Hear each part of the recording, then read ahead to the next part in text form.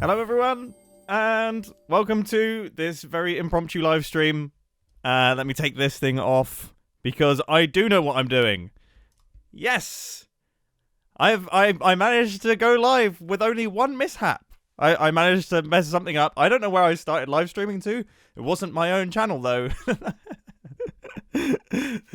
Hello. Welcome to this live stream. I thought it would be fun to just hop on. I've got like a bunch of sort of tasks to do. Oh, I meant to actually, I thought I would do this. Like, I thought basically what I would do is I would record a time lapse, right?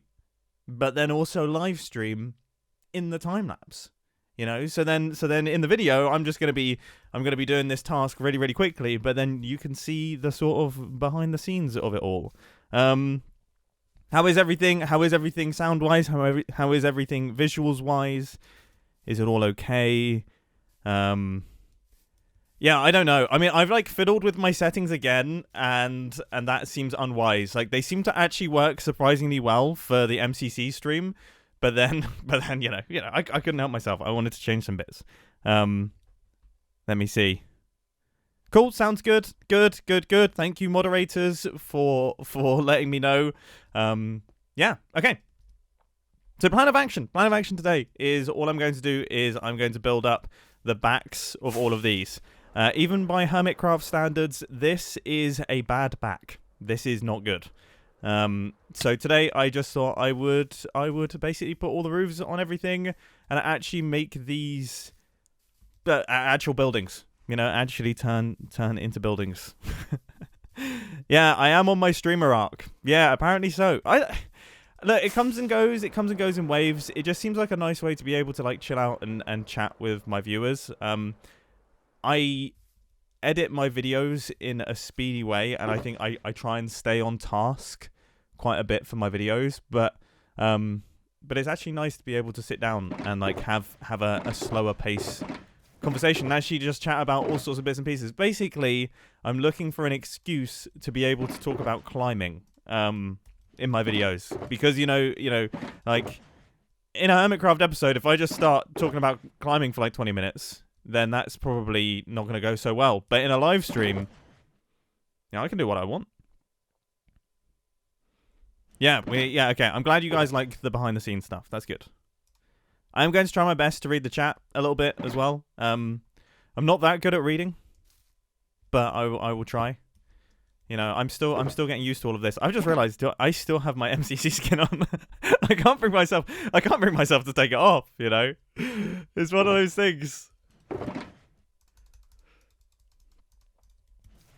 Oh, by the way, so Hermitcraft right now is on the latest update on 26.1.2. You know, the tiny things update, the tiny takeover. Right. I have a question. Like, the pork and the rockets look really small, right? Like, this is not just me. Definitely small pork in the tiny takeover update. Surely. Like, I don't know if I'm going crazy, and the rocket is tiny, right? Like, there's no way, unless I'm like completely wrong. I feel like they've definitely changed the size of them. You know, they've tiny takeovered the pork, and that's no good. Yeah, thank you. Yeah, thank you. Yeah, I don't know why. They've tiny takeovered my pork, and I can't do anything about it. Oh.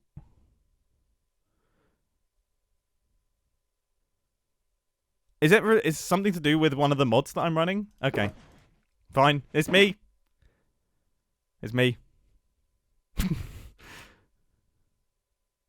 I don't think I've got vanilla tweaks, though. A lot of people are saying vanilla tweaks. I don't think I'm running vanilla tweaks. But anyway, because we're on the tiny takeover update, if I get... How do you craft a stone cutter? Oh my goodness. Okay, thank you for the super chat. It went by really fast, but I saw it.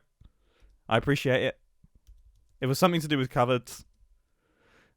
Stone cut... This is the stuff that normally gets... Is there no space in stone? Okay, cool. Honestly, like watching your grandma play Minecraft. Okay.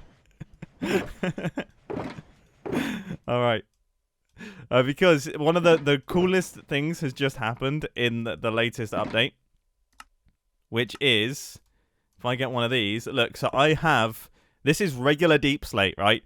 Normally absolutely useless, and the number of times I gather loads and loads of this stuff, but then, like, can never use it. Look at that.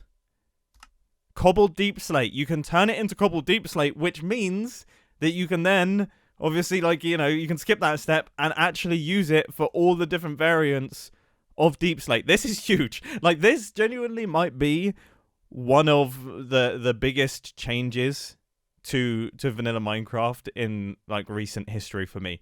And the same thing goes, wait, if I get some of this, look at this. This is big. Like, this is big. Cobblestone.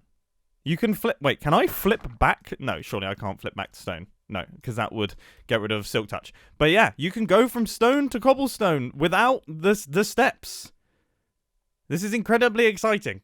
It's a really tiny change, but it is incredibly exciting. It's going to make crafting redstone resources and things like that significantly easier. Obviously, I do have, like, I've got a cobblestone generator, so it's not so important for me. But, like, I always end up with loads and loads of stone and no cobblestone, and that is generally the case for, like, almost all late stage Minecraft worlds, right? Like, it always happens. You just end up with loads and loads of stone because you've got Silk Touch tools, but then you don't have any cobblestone. And now that's fixed.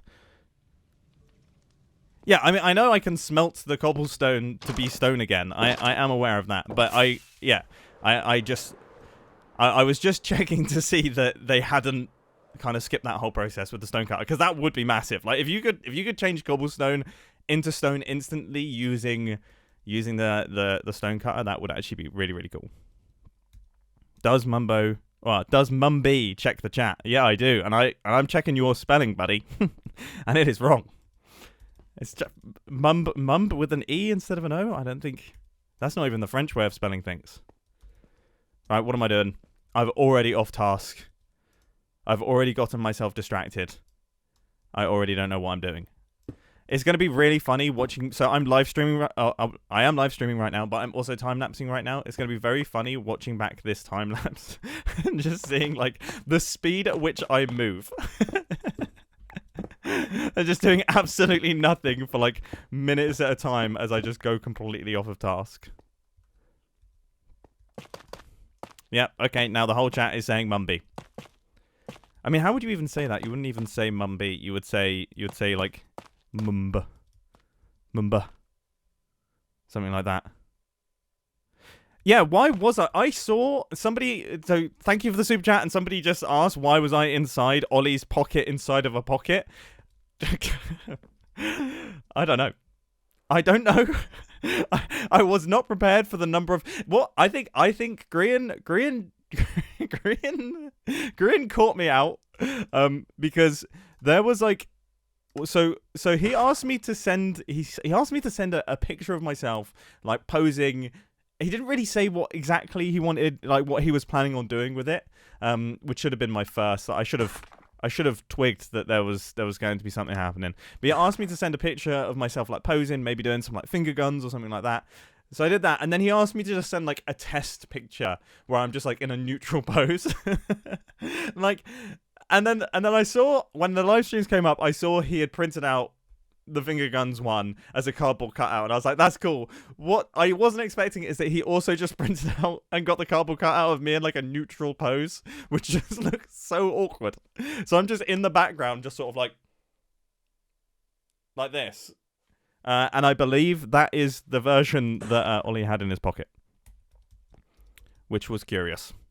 I mean, that I keep getting clips of that in my timeline, and I've spoken about this a bunch. Like, I've been so upset that I wasn't able to go. Just the timelines with everything, and, like, yeah, moving countries. I haven't fully moved country yet, but I am traveling back and forth a lot and getting all of the things sorted for my move to Chamonix.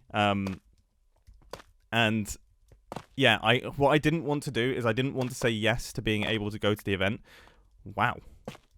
Haste is not messing around.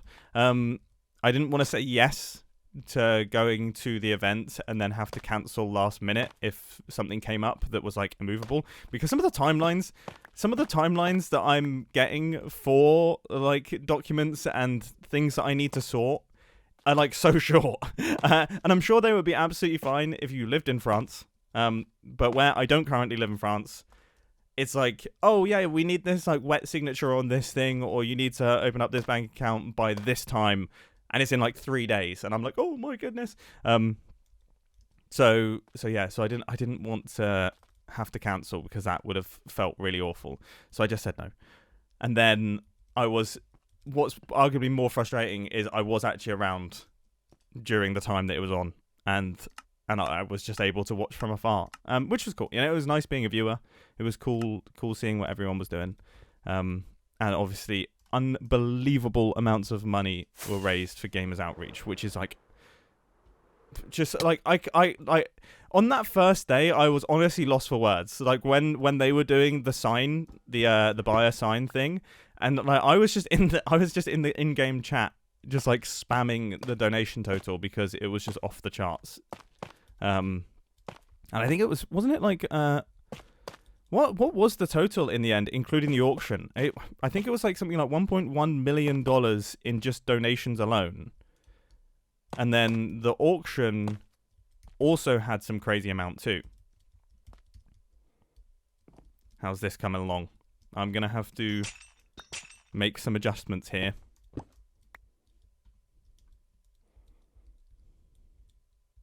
Is your Wi-Fi better or worse where you're moving? I'm hoping at least the same, if not better. To be honest, I don't actually have the fastest Wi-Fi. Like I've never really upgraded it for sort of like in the region of like 7 years, and I'm sure I could get some kind of crazy fast connection, but I just never have. So I think when I move, yeah, I'll probably get something silly, and then I might also get like a backup like satellite connection. We will see. Oh yeah. How did I actually? Oh, did this also connect up to this? Okay, well this is fine. This is cool. 1.4 million? It was 1.4 million. Are you insane? That's outrageous.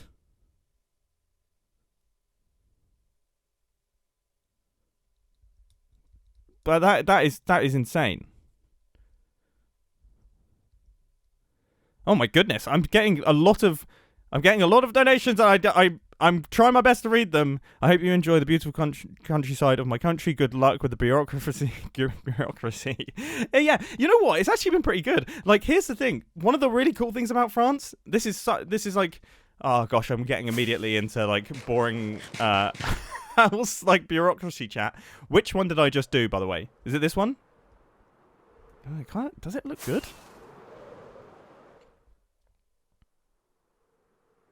Kind of does look bad. I think I need more stone bricks.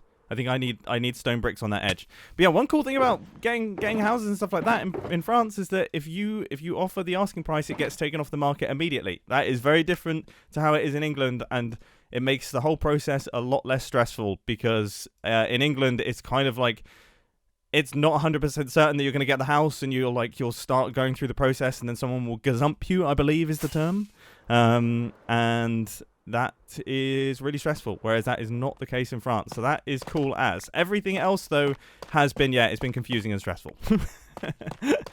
I'm like the worst at responding to emails on planet Earth, like by far. And yeah, it has meant that I've actually had to like stay on top of my messages a lot more, which has been confusing for my small brain. Right. Where are we at? We're 15 minutes into the stream. I have placed about 16 blocks. Do you actually know French? I'm not even going to speak. You know what? I know some. But I am not going to speak it because I don't need that confidence knock right now. Like, I'm in a good space. I'm learning at my own pace. And I'm getting there, you know, and I am going to a French school as soon as I get to France, and I'm going to be doing like proper lessons and everything like that, because I really want to actually be able to speak French, even though Chamonix is incredibly English speaking. This is kind of the problem. But listen to my accent, right? Like, this thing is strong. It's a strong accent.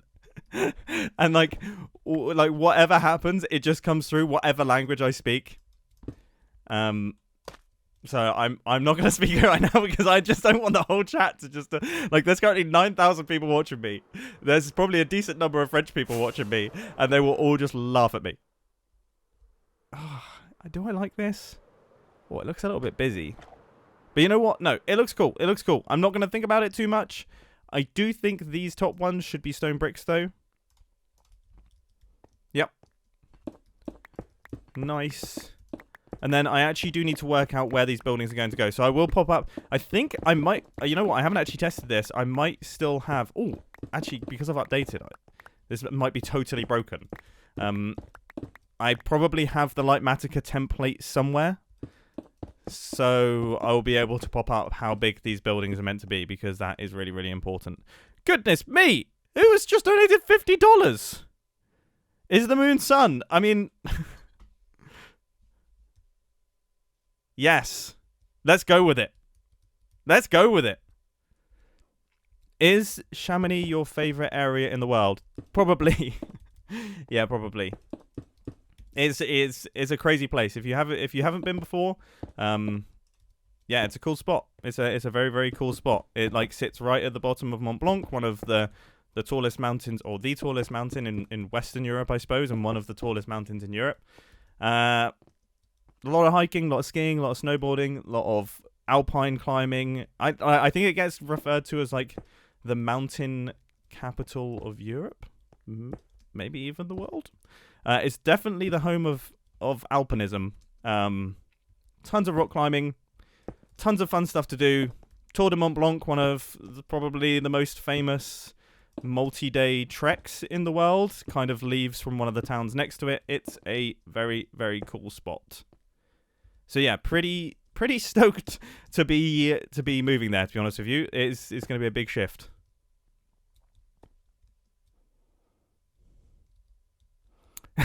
Somebody's asked what is troublesome in French. Yeah, please, someone who's French, please directly translate that. I mean, it's. I do made up words. Like a made up word then gets a made up translation, but it needs to sound close. I mean, I need to think of a new word for chuffed, you know? I could hit them with the ooh la la, but like, I don't know. It's not quite the same. It doesn't quite have the same feel.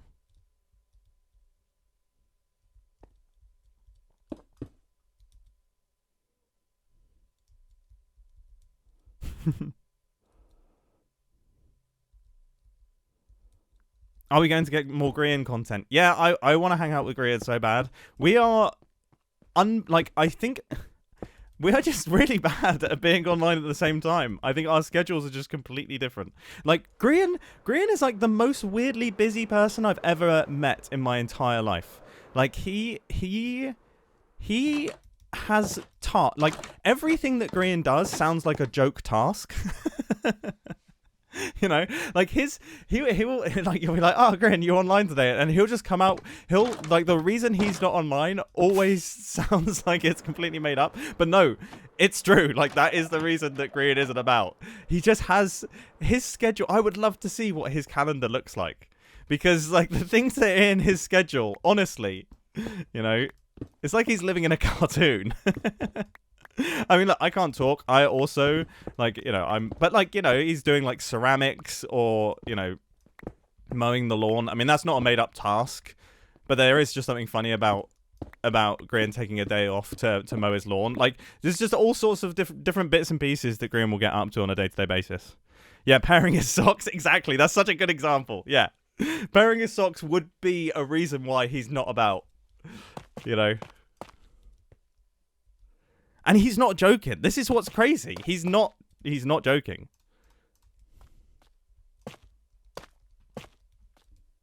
Oh my goodness. My favorite Call of Duty YouTuber just logged in.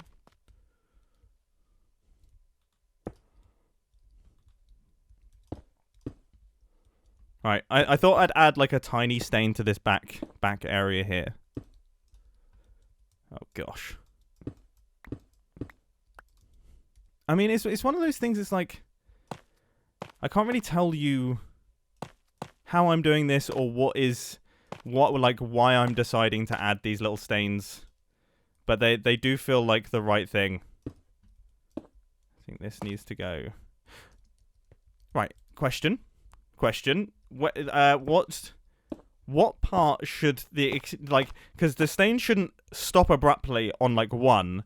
So should the overhang happen from the top down? So should it go like slabs go dark first and then posts and then the blocks?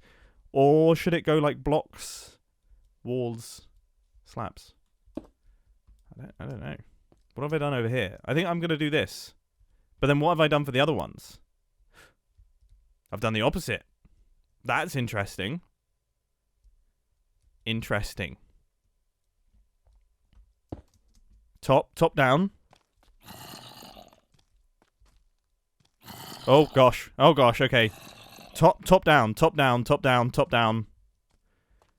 Agreed. Okay. Oh, I'm doing different stuff each time. That's going to annoy everyone. I think I agree on the top down front. Slabs get rained on more. This is yeah. It's like, because that looks weird. How funny. And I think you're right. I think slabs get rained on more. That is actually such a good way of putting it. I might have to like put that on like a sticky note. Have it above my computer screen. Yeah, because that looks super strange. How funny.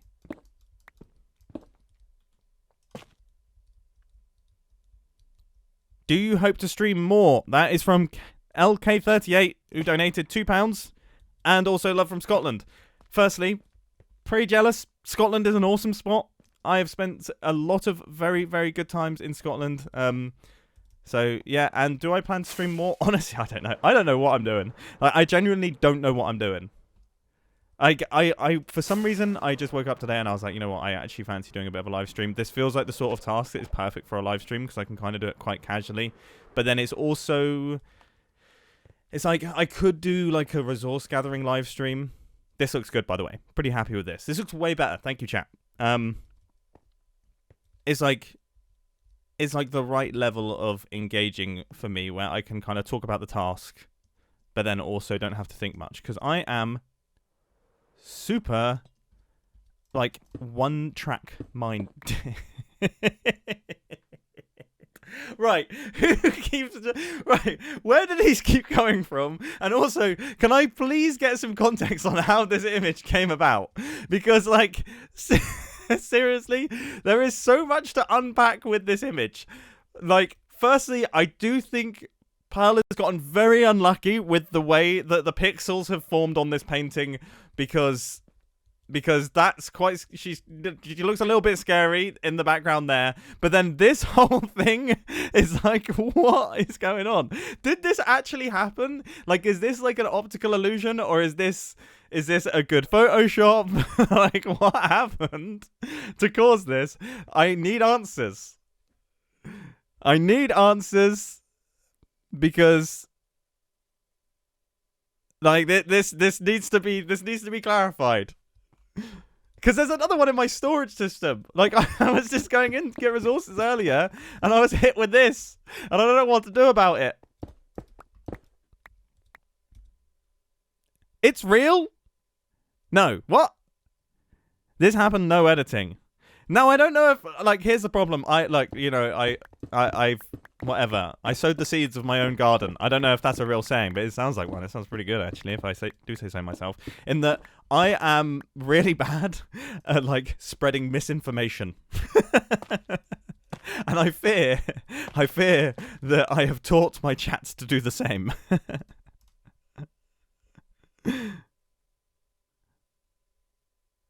Like, they pose for it. 100% real. Optical illusion, no editing. I'm gonna have to dig up the VOD because I wasn't watching during the Permit Masters. That was one of the ones I missed, which I'm so upset about because it looks amazing. But I know that Grian did upload it like in full to his main channel, so I'll have to give it a watch. Because I feel so, yeah. That's like that. It seems like a highlight of the event.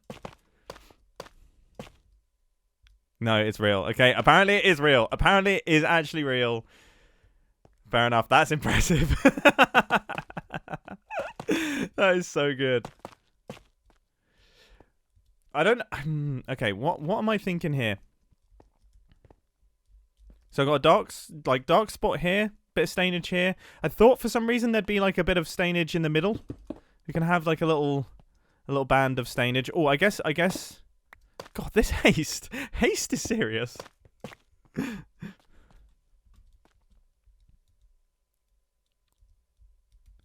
Yeah, I mean, B-dubs is in a trash can. That's crazy. I'm so impressed. Oh, okay. Somebody just super chatted talking about gribbling, which is really, really cool. Thank you, Ace Trace, for that. And yeah, gribbling is exactly what I'm doing right now. I didn't know that was a phrase, but it is incredibly enjoyable. I'm enjoying the act of gribbling. I believe gribbling, I think it comes from Star Wars. I'll genuinely have to ask Scar about this. But yeah, it's like the act of adding sort of like large amounts of detail and bumpiness to a build to give it texture and life. And yeah, I would say it's a thing in Minecraft that I've probably only recently started doing. And it's something I like really, really enjoy. It's honestly one of my favorite things to do building wise. It does come from Star Wars. Nice. Scar would be so proud of me.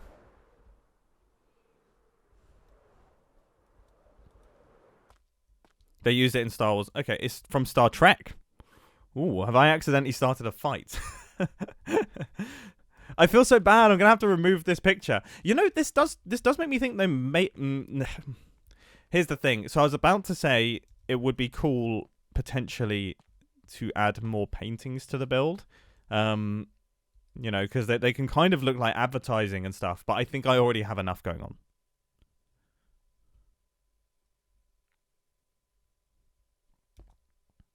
Lego Star Wars. Gribbling is from Lego Star Wars? It's from Star Shrek? That's a crossover I would love to see. Can you imagine? It would work. Like, you could have, like, Donkey could be, like, some kind of, like, cyborg type thing. You know, he's got, like, a voice box that translates his thoughts. That works. You know, and Shrek is a green thing, like basically alien. Maybe that is the true lore.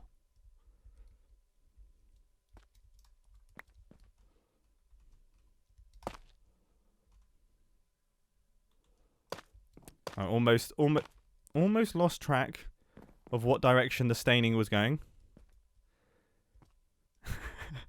My chat is now just arguing incessantly about what came first. I've seen Space Jam.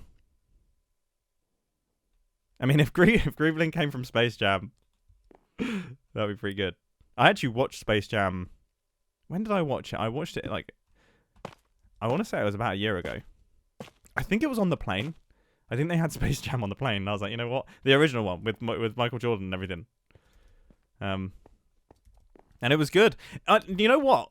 I was actually really surprised at like how there's not much to the film. Like, I was really surprised by like, yeah, it kind of just gets straight into the big basketball match and then finishes. You know, I really was surprised by like how little that actually was. Oh my goodness. Have you seen Spaceballs? Oh wait. Is it Spaceballs?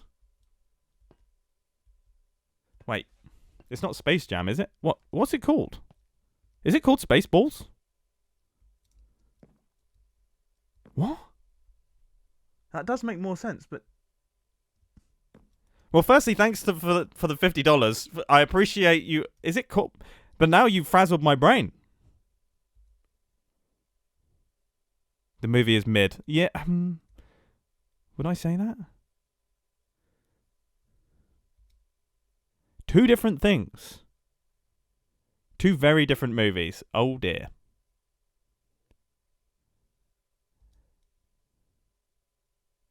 Very different. People are saying in capitals as if oh gosh. What have I just shouted? What have I just spoken about?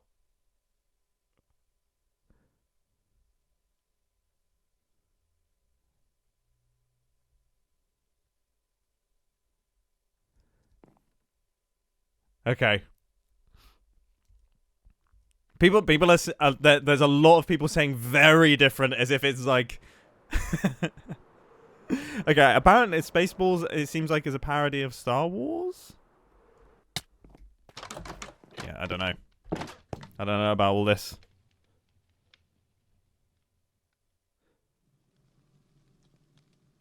What? It came out in 1987? They made parodies back in 1987? That's blown my mind.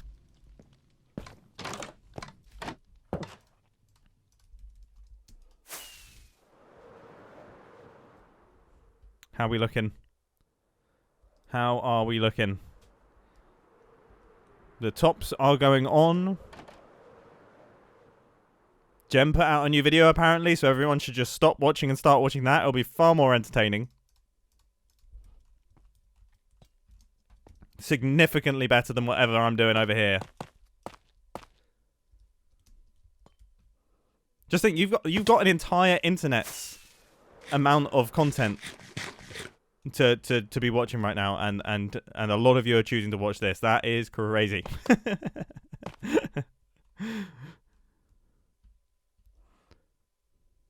Mel Brooks. It's a Mel Brooks parody of Star Wars. Spaceballs. Who is Mel Brooks? Where do I know that name from? What else has Mel Brooks been in? Is he in is he in Gladiator? Or am I miles off? Mel Brooks. Who am I thinking of?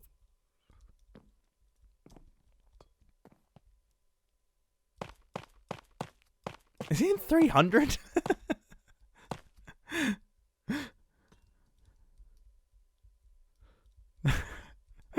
Like, seriously, I really don't know. I really don't know.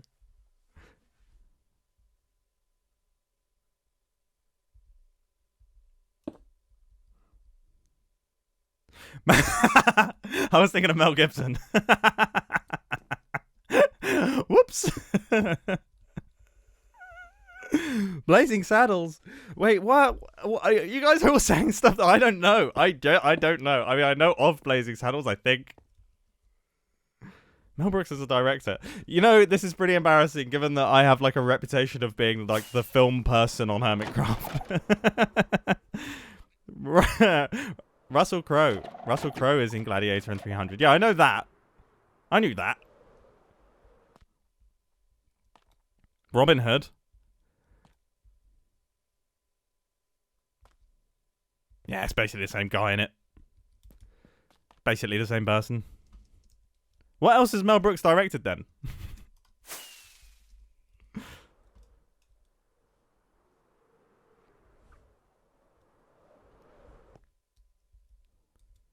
Wait, so Mel Brooks directed Blazing Saddles? This is I'm so confused. Like, this is the thing. Like, you have to understand from a streamer's perspective, right? You know, I'm not really a streamer, even though I am currently streaming. I have streamed a few times. Like, so I don't think like I've quite mastered the art of reading a chat. But also you have to understand from like a streamer's perspective, you get like 100 answers to your question all at once. It's like if you Googled something and then it just gave you every answer on the first page, like that, and they all scroll past, and you're like, okay, you know. So it does make it difficult. Like I'm asking questions to chat in the hope that I'm gonna scattershot a correct answer, but who knows? You know, it's the Wild West out here. How can you read the chat? It's so fast. Thank you. I'm glad you think so. Yeah, what can I say? Talented guy. You're doing better than most streamers. There we go. This is what I like to hear. It's because of my excellent moderating team. And the fact that it's probably on some kind of aggressive slow mode because I don't know how to change the settings. And I've probably got like the filters set to extreme. See, now lots of people are saying oi, oi, oi.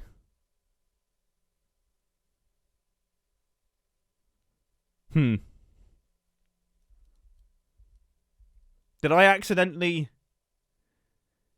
Did I accidentally trigger some form of little chant? Because I've ruined my own chat. Oh gosh. Wait, is it me? Is it me saying that slow mode is on?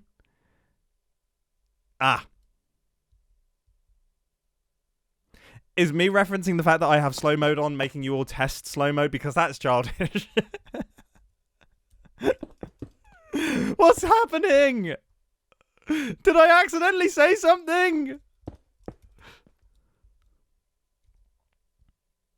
No, what happened? Seriously, what happened? What is this? What's happened? Oh, I've broken it. I was getting good answers to film-based questions just 5 minutes ago, and now it's descended into Australian chanting.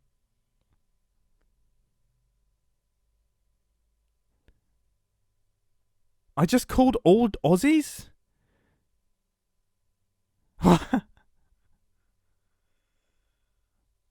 No, I know about the Aussie, oi, oi, oi, or whatever. Here's the thing, you know, because my name is Ollie, I also used to get Ollie, Ollie, Ollie. Wait, what? Oh. I've just remembered how that chant goes. Let's not do that, actually.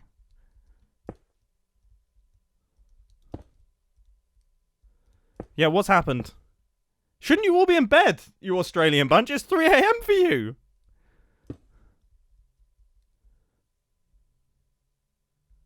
Like, what are you guys doing? Seriously, though, what are you... Like, it's like 3 a.m.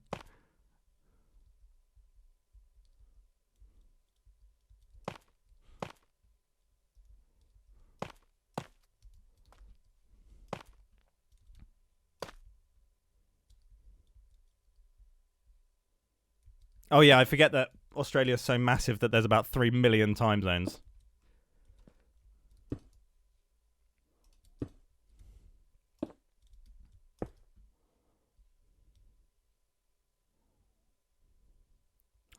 Well, I'm trying my best. I'm trying my best to read it, chat. I'm trying my best. But, you know.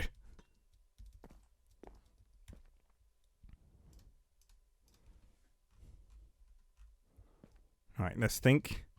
If I were a stain, where would I be? Probably not here. Actually, I probably would be here. In fact, you know what? I was doing some research. This is a good stain spot. In fact, it looks like I have actually done some stainage down here. So there we go. Done some research there. If I were a stain, how would I go? If I move like water. If I were to move like water. A little bit of an overflow there. Nice, nice, nice. Never thought I'd catch a wild Mumbo live. Yeah, you're right. You're right. It's because there's no one else on the Hermitcraft server right now. Everyone's enjoying themselves in Seattle. So I thought I would, you know, I would sneak in. Fill the streaming gap. Yeah, what time? So Pearl confuses me because Pearl is like online at the craziest times. You know who's online at the most crazy times though? And I'm sure most of you know who I'm about to say. Etho. How is it that me and Etho are probably online at the same times most often? It's ridiculous. In fact, Beef has just moved to Europe, and he's like I'm finally seeing Etho online. You know, he's like moved from Canada to Europe, and now he's finally seeing Etho. Etho's timings are crazy. Yeah. Pearl is like fully nocturnal, right? Like Pearl will be online at just the most ridiculous times. How's this looking? Pretty cool. Pretty cool. Should we go over to the viewing spot?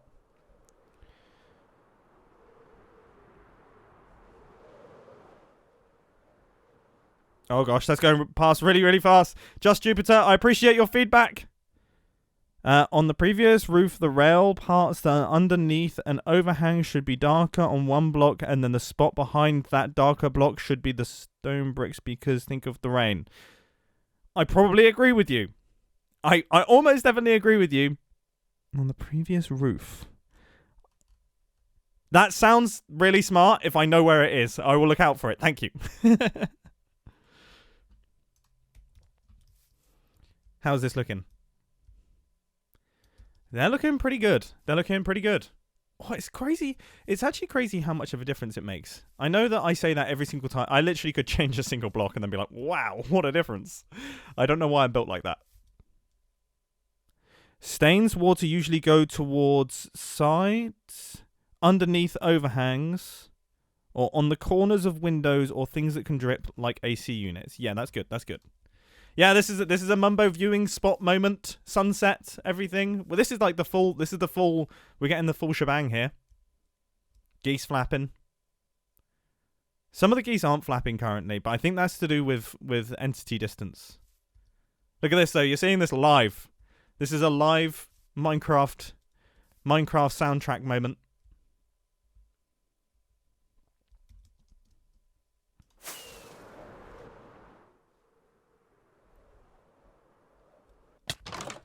Number looks amazing. Thank you. Getting immediate positive affirmations. My confidence is rocking. This doesn't look so good. I don't know what's happened here. I think this is a change in... Is this a change in the latest update? 3D ladders? They look pretty good. You know, a lot of people were panicking, actually, about the string.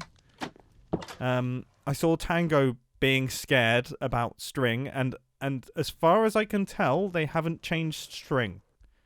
It is still invisible, or mostly invisible. So that's good, because I think there was talks that they were going to make it much more, like... solid, which does kind of defeat the object of like why it's in the game. It's meant to be like a hard to detect thing, right?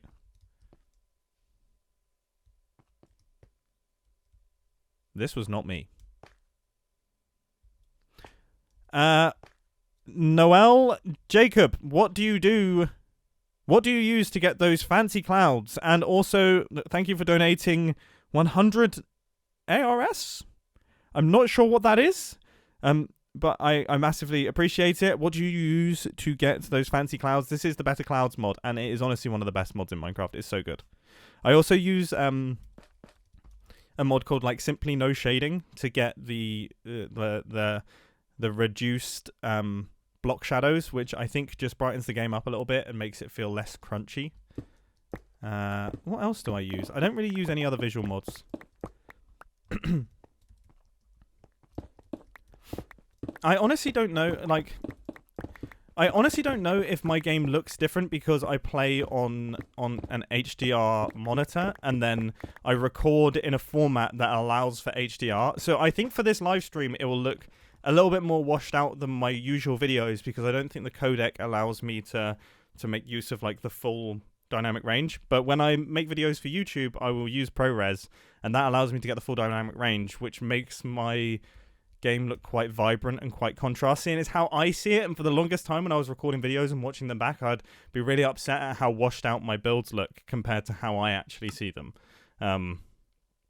So I'm super glad that I got that sorted out, and I'm really upset that actually for all of Hermitcraft Season 10 I never sorted that, because like the way my base looked last season to me was so cool. You know, it's like it looked really, really, really vibrant. Your videos pop more than other hermits. There we go. Ha! Take that, other hermits. That's it. You know, your videos may be better than mine in every single way, but I have a little bit more color. So there. I am aware that I've just removed exactly what I just did, but I'm trying to think where the stains should go. What did that person say? They said, I'm looking through the chat. Oh no, I've gone to the top. It's gone. Oh, they said something about where the stains go. Where have I done it previously? So I guess this is right at the top of something. So it probably goes to the corner. Probably goes to the corner, right? Oh no, I probably. It depends if I'm going with stains or if these are like shadows. This is the problem, because if they're shadows, then probably something like this. You know what? I'm going to commit to it. The back side is going to be the dark side, and then we're going to have a bright edge. I think that's what I've done for the majority of it. Like this. Yeah. This is good. This is good. Somebody just asked, can you give me tips on how to be successful on YouTube? And this is something that I get quite a lot, and it's a tricky subject to engage with, just because I think the reality is that YouTube has changed significantly from when I first started making videos, right? Like I started making videos 14 years ago or something. So the method of becoming successful on YouTube will have changed massively. I think I'm going to make this slightly bigger. And like it's difficult. Like, you know, nowadays it's probably to do with like your ability to make short form content, and that's probably how you get discovered. Like when I started on YouTube, search was really big, right? So then, like, I accidentally came up with quite a good formula for growing a YouTube channel. It was totally by accident. I didn't think of it at all. But like doing tutorials, wow. Matt, I was thinking back to when I first started and I was a young teenager, and then immediately my voice cracking voice came straight back. So I was making tutorials, which meant that I was like, you know, in the search results, people could discover my YouTube channel. And then I was also making Let's Play stuff, which basically meant that I was kind of covering two sides accidentally. Like one side was discoverability and people looking for videos, and then, you know, once they had stumbled upon my videos enough, they probably decided to subscribe and get notified of all my future videos. And then another angle that I was accidentally covering was like building up a loyal viewer base, I suppose, through like Let's Play content, right? So I also had like serialized content that people would tune into sort of weekly, and that meant that I kind of covered two bases accidentally, and that worked really well. Back in sort of like the mid 2010s. How it works now, I really don't know. Like it's hard, you know. It's like, also here's the thing, like when I started out on YouTube, I literally was just recording with like an inbuilt microphone on my computer and like no sound treatment in my room, and I was probably getting about 15 frames a second, and people were just like, yeah, that's good enough, you know, this is fine. Whereas now I feel like, you know, to get started on YouTube, you literally have to go like production level quality out the gate. You know, it is such like a competitive market now, I suppose. I hate using terms like that, but it is, and it's hard. Like I do not envy people who are trying to get started nowadays. So in short, I don't know. I don't know how to get started. Probably focus on your short form content. Probably focus on trying to build a loyal audience, but also focus on really loving making videos. Like that still applies today and did apply back then. Like I had made some unbelievable quantity of videos before I even got any success on YouTube. Which, yeah, I was like the right place at the right time.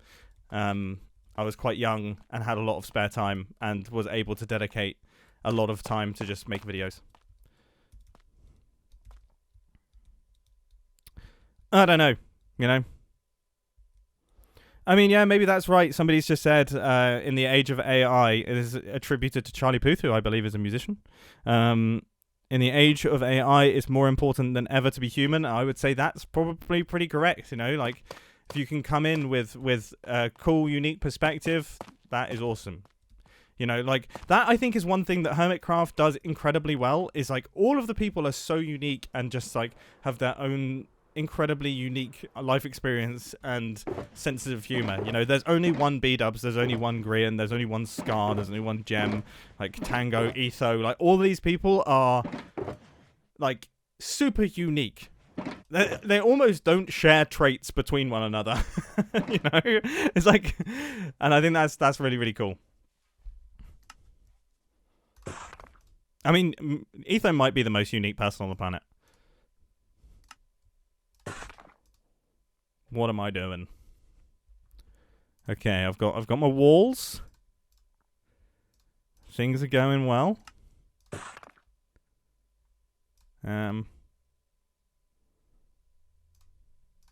I can't quite remember why I came down here, but I feel like it was probably something like that. Yeah, Joel is normal. Yeah.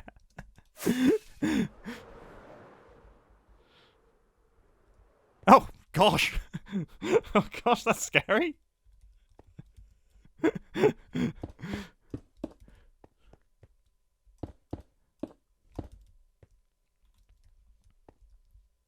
What are we doing? What are we doing here? Yeah, I would say.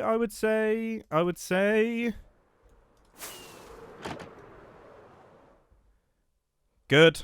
I'd say that's good. So this one is less of a stain. So this is the thing, you know, we can kind of chop and change what these tough slabs represent, because I would say this is more of a shadow situation. The ones that are on the tops, slightly more shadowy situations. I think, and you know what? I'm starting to question whether or not this is even a good idea. And I'm starting to question whether or not this is good. Maybe this should be stone bricks. Because I don't think that looks like a stain. I don't think it looks like anything. I think it looks like tough for the sake of tough. And I think this will actually make more sense. I mean, it's difficult to say.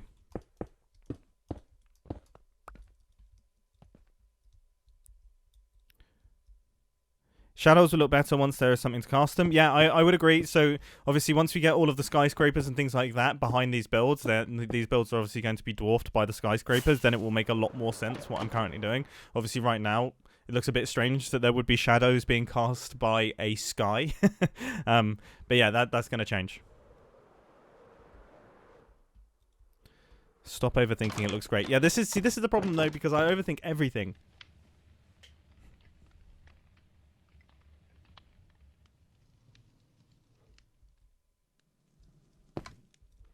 Right, okay, so somebody said use stone cutters for bricks because it's cheaper. Is it cheaper? This looks much better.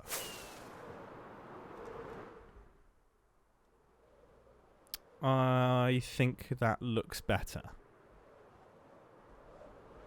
It's kind of difficult to tell. There's a lot going on. But I think it does look better.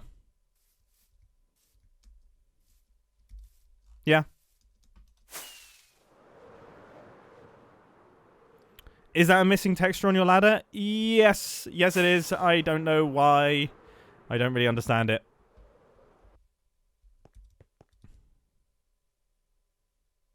It is cheaper. No, cheaper for stairs only. Thank you. That's what I thought. I thought it made the stairs cheaper, but then yeah, everything else stays the same. But you know, the stone cutter is like quite a new thing, so it's, you know, it's fair that I don't know.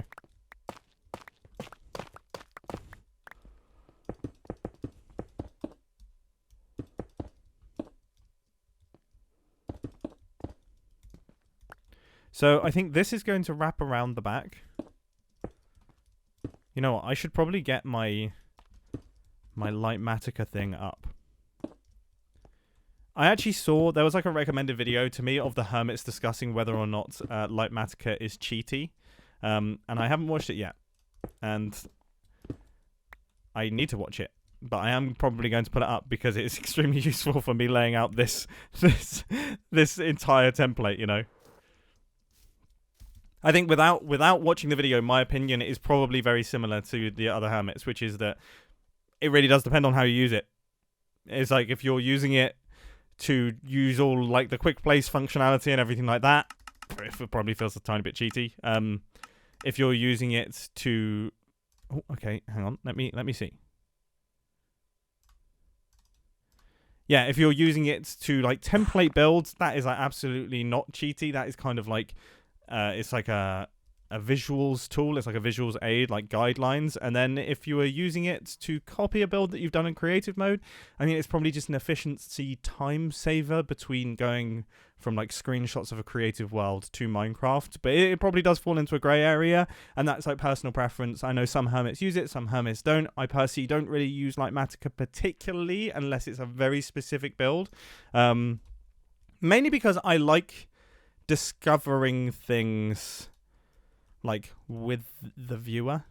I don't know if that makes any sense. Like you have to think. That was weird.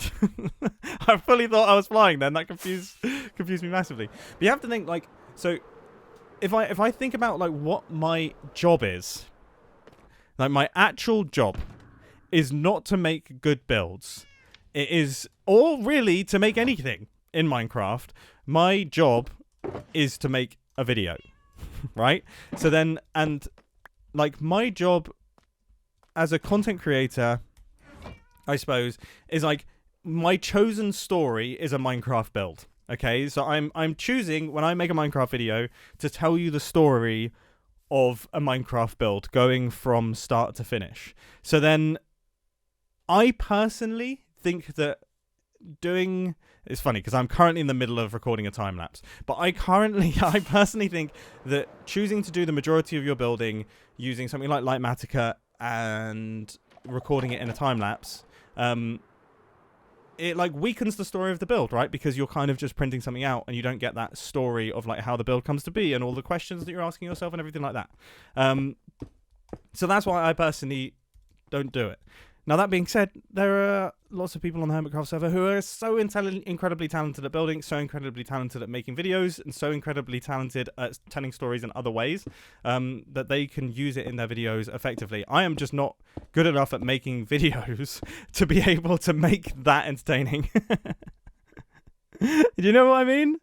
I don't know if that makes any sense. I don't know. Like, I haven't really communicated it that well. But that's how I feel, at least. Maybe.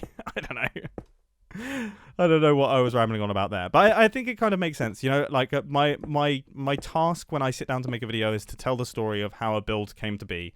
And I feel like using a mixture of like progress updates and then like doing the grindy segments quickly, and then like diving into the minutiae and really thinking about the decision making is a good way to tell that story, right? And it inherently has conflict. It's almost like you know, there's a journey there. There's a journey that I'm taking you on as viewers, right? It's like, this is the plan, this is the journey that I want to go on. I want to go from here and I want to finish here. And then there's like a conflict generally in the middle. Where I'm like, man, I don't know if this idea is going to work, or this hasn't quite come together how I expected. How am I going to fix it? And then hopefully by the end of the video there is a resolution. I don't know. Yeah, I don't know. I'm still learning, you know. I'm still learning. It's so funny. Like, you would think after all these years of making videos that I would have reached a point where I don't feel like I'm learning, and I feel like I can just sit back and like relax and be on autopilot. But I'm still learning, you know, and I'm still working to try and get better. And I think it's really interesting. Like, even when I look back at videos, you know, from previous Hermitcraft seasons, say like Hermitcraft season 8, right? You know, where I thought I was making videos that are like about as good as I can make them. Now I watch them and I'm like, like I still think I've found room for improvement now, and I'm really happy with the videos that I'm currently making, and I think there's elements that I've managed to get into my current videos that are better. And there's differences, right? It's like personal preference as well, you know.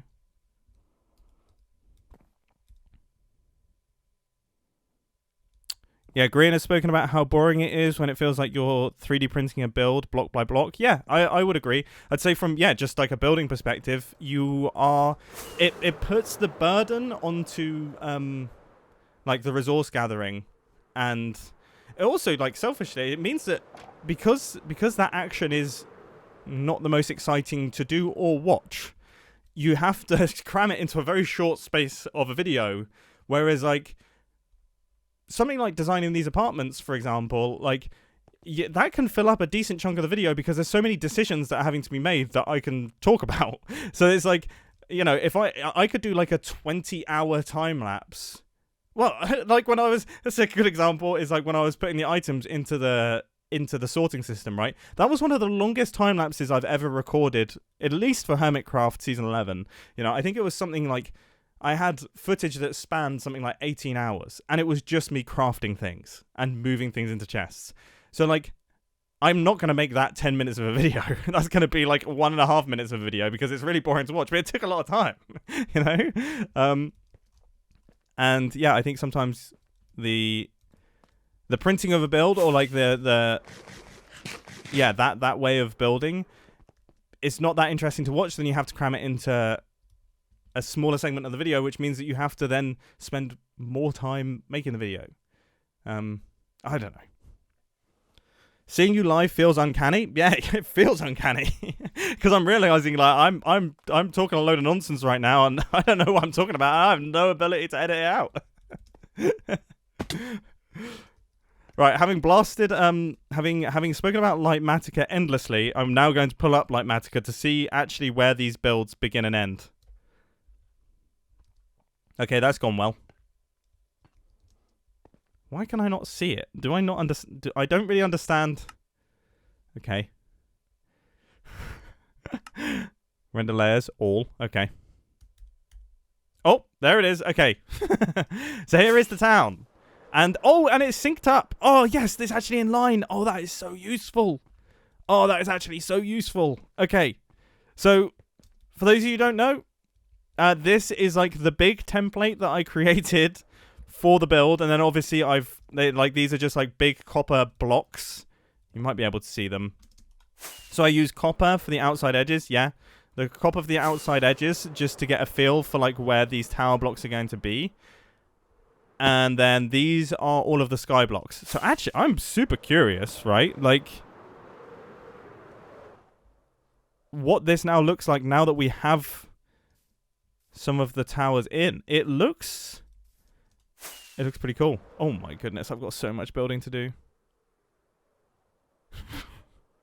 I have got a lot to do. So this is going to be the power station. This is something that I'm going to be working on in this episode of Hermitcraft, the one that I'm actually working on right now. And then these are all of the skyscrapers. Okay. So then you see all of this copper here. This is all the area that we need to cover in today's live stream.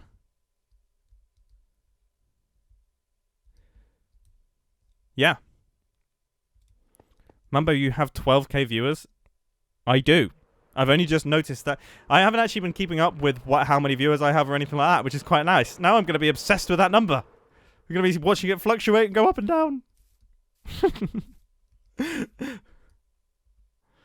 Okay. Right. So have we done all of the edges? Wow, look, that is crazy. My base looks tiny now. Oh gosh, what have I done? Okay. But I think like this is actually a good time to, if we go to the viewing platform, like the composition of the base still feels pretty good. In fact, I actually think the viewing platform's now shifted a little bit. It's probably more over here. Yeah. This feels the nicest. Super, super cool. The entire chat is desperately trying to get him to look at donos. Yeah, I must admit, I've been so bad at reading the chat, and I really do apologize for that. I also don't have any of the things up that have, like, my donation screen, so they literally just fly past. But I do just want to say thank you to Jakey Bib 9079 for £5. Heading Todorov's narrative theory be hearing Torodov's narrative theory be mentioned in relation to making a Minecraft video is funny. I never even considered that side of things. There we go. There we go. This is a sort of high level cognitive Minecraft content that your boy creates. Okay. Cool. I think I'm understanding where things are going to go. Let's start filling in some gaps. I think I've placed in all of the roofs, right? Or am I wrong? 1 hour and 7 minutes to place a handful of slabs and some brick walls. Nice. Okay. So what I'm going to do is I'm going to flash up the template, and then this will allow me to know the size of the edge that I'm creating. That seems smart. Thank you for the €2, Matt. You should make another Mega Shrek pixel art. Wow, that is an old reference, and I love it. That's Hermitcraft Season 3. Classic. Yeah, I mean, I loved that. That was a lot of fun. Okay, this is going to be the first one. Gosh, I will say playing with Lightmatica on does look horrendously ugly, doesn't it? Honestly, once I get this worked out, so this is the bright edge, cool, and it is also facing exhumers. So I'm probably gonna have to place apartments on the back, aren't I? Wait, what? $100 dono needs to be seen. I am so sorry that I've missed that. Where? I don't even know where it is. Oh my gosh, I'm so sorry. I feel so bad. Oh, thank you.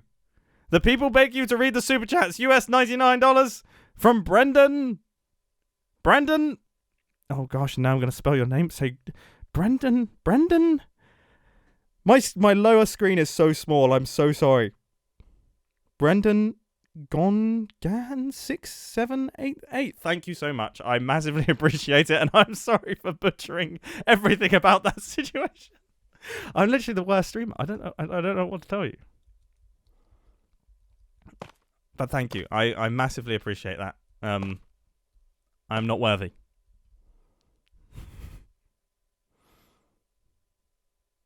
Wait, is the super chat actually gone? Oh no. I'm so sorry. Like, here's the thing. I don't have. I've got 2 monitors, but my second monitor is literally like this little 10-inch monitor that I use for traveling. Oh, what am I doing? It's like this tiny little 10-inch monitor. It's low resolution. It's bad. It's like, and I can barely read it. Especially like, so there's like a window behind me back there that is really bright, and yeah, like it just like reflects the monitor. I just can't read it. So I'm like just purely guessing what you guys are saying in the chat. There you go. So Jakey Bibb again, £5 saying I spent 3 years studying media for the sole purpose of analysing Mumbo's Hermitcraft videos. Yeah, too right. Too right.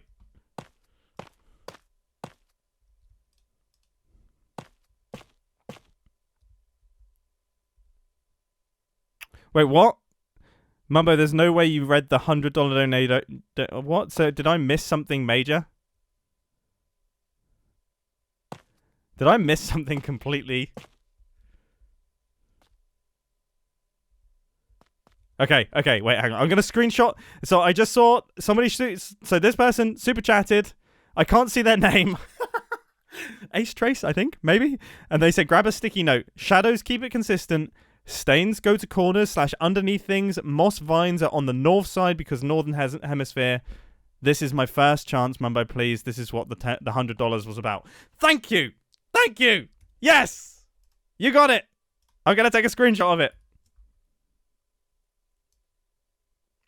Thank you. You're the best. Moss vines are on the north side because northern hemisphere. So here's the thing. So people have actually said this about the geese. Because I think they're flying not. Oh no, they are flying north. There we go. What a win. Got that right. should I take into account what is it, cardinal direction? What's it called when, like, orientation? Cardinal direction when building, or should I just establish my own north and then stick with it? Like, I think it's probably more important that I stick with a north that I have decided, and then run with it. Somebody referred to my computer as a Tesco computer, and that is so funny to me. I probably did get it from Tesco, you know. Can't. See, I've created my own situation, because every single person is doing a variant of cardigan, the cardigan direction. As a Canadian, geese fly in every direction. Thank you. Yeah, they don't only fly north, otherwise that'd be well difficult. Can you imagine? Like they fly past one of their friends, they're like, sorry. It's like, sorry, I can't go back to you, mate. I only go north.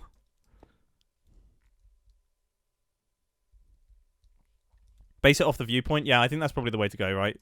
Like, what it says on the F3 screen doesn't really matter too much. But that is such a good tip in regards to them all being the same. Like, it should all be on one side. If I end up mossing a bunch of stuff and it's on all sides of it, then that could look daft. No. Okay, I found that jumping on top of these things is easier when there is no slap. Mumbo, is it true that you're moving to France? Yes, I am. I am moving to the Chamonix Valley. I cannot wait. I'm still currently in England. We're getting the final bits sorted. But yeah, we'll be moving in May, next month. So, in fact, pretty much in a month's time. So my whole life has turned upside down. We're currently in the process of like getting our house ready to be sold, which is, it's always stressful. And yeah, getting all the visas and everything sorted. It's so confusing.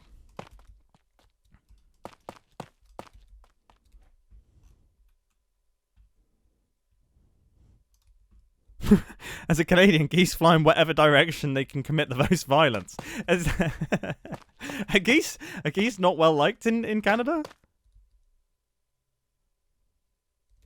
Oh, Liam Elliott. I think I've read your name correctly. Firstly, thank you for the 10 Canadian dollars. You can utilize andesite as a third shade in the build. It makes for a lighter shade. Okay. Thank you. You've also mentioned that this is your 4th time trying to send this message. I'm so sorry. I do really feel bad. I need a better system.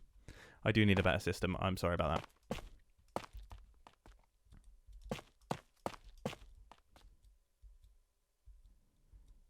They are maniacs. Wow, apparently I didn't realize there was so much geese hate. I wouldn't have built them if I knew they were such terrorizers.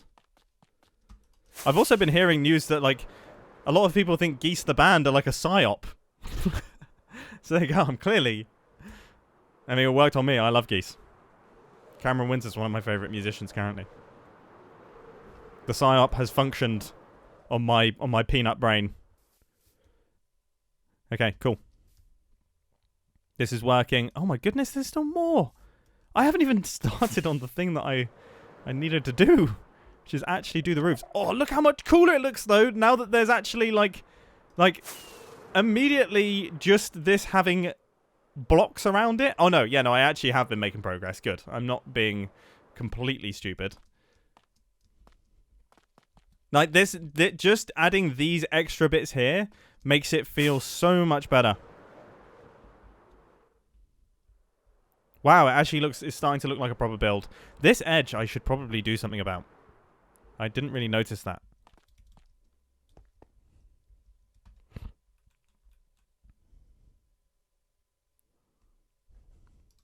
I guess 4 is my lucky number. Thank you, Liam Elliott. I appreciate it. I guess that's 5 now. I appreciate it so much. You were a part of getting me into Geese. Well, I'm glad. Geese are a good band. I mean, you know, their music is interesting. It's cool. Have you completed any firefighter duties yet? No. Absolutely zero. In fact, I think I died recently, so I might not even have a pearl in the tower. I need to go through and actually do that. Project Hail Mary review. I haven't actually seen it or read it. This is the thing about not having a TV. I actually have not been keeping up with recent movies, and also, I'm not ashamed to admit it. We borrow my girlfriend's dad's Netflix account.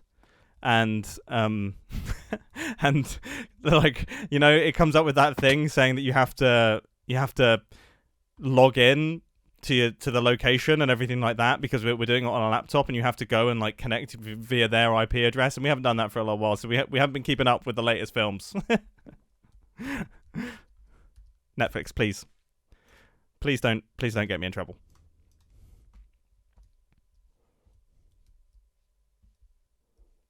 Alright, what is the best way for me to do this? Should I just build this wall? Yeah, I probably should just build this wall.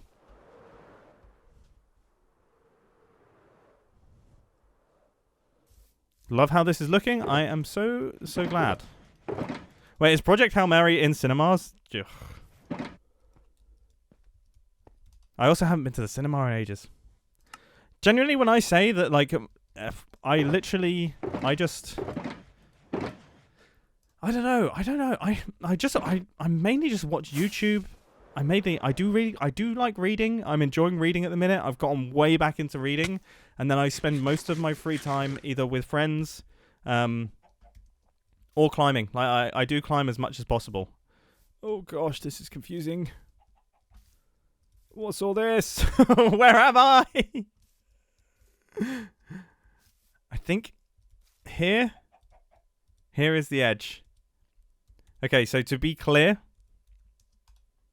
yeah, I mean, I did hear that it's done incredibly well at the cinemas. I've always found that to be a funny metric. Like, just people getting excited over a film doing really well as if they're executives for the studio. It's like, why does the general public care so much about box office figures? It's like, are you a shareholder of Warner Brothers? Because if no, then it is a somewhat irrelevant statistic.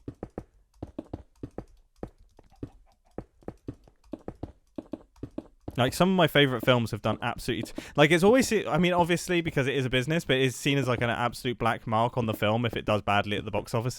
And it almost does... It's like... yeah, I suppose it being popular is important. But I always find it an interesting thing that is, like, that's what most of everything leads with when it comes to movies. Like, people are really interested in how well it does, and like a movie being a flop and things like that. It's like, does it matter? It doesn't actually matter if it's a flop or not, you know. To you, to the viewer, it does. To everyone who is like directly affected by the financing of the movies and getting more films financed, but like, it shouldn't affect your opinion of the film. Are you excited about Dune Part 3? I am. I did like the Dune films. In fact, I went to see Dune at IMAX, and that was well worth it. That was so cool.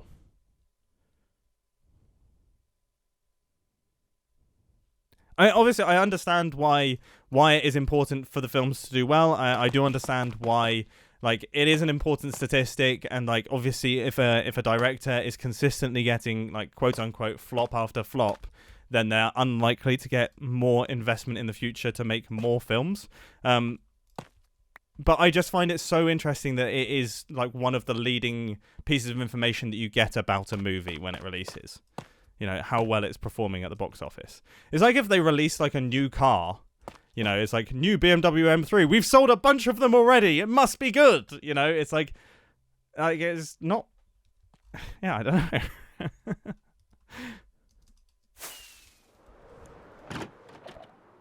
No, you know what? So somebody has just put in the chat, with Project Hail Mary, it's because it's an original IP, so it being successful in box office means hopefully studios will produce more original ideas instead of prequel and so forth. 100% agree. 100% agree. Hello, Doc.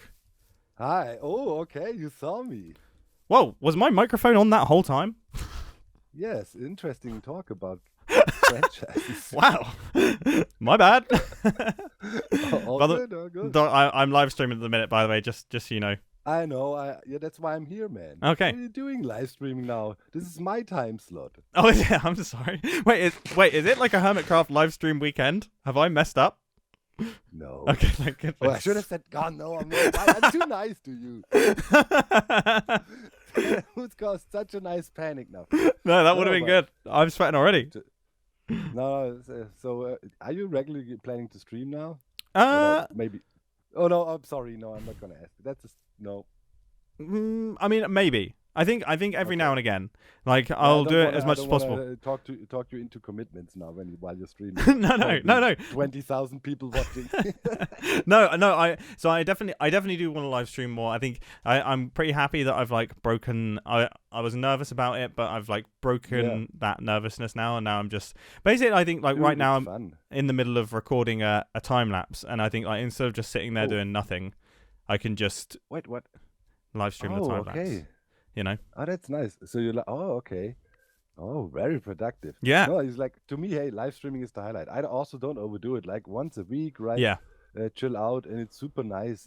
Like our community, man. Come on now. Yeah. I mean, it's just People are lovely. In my book.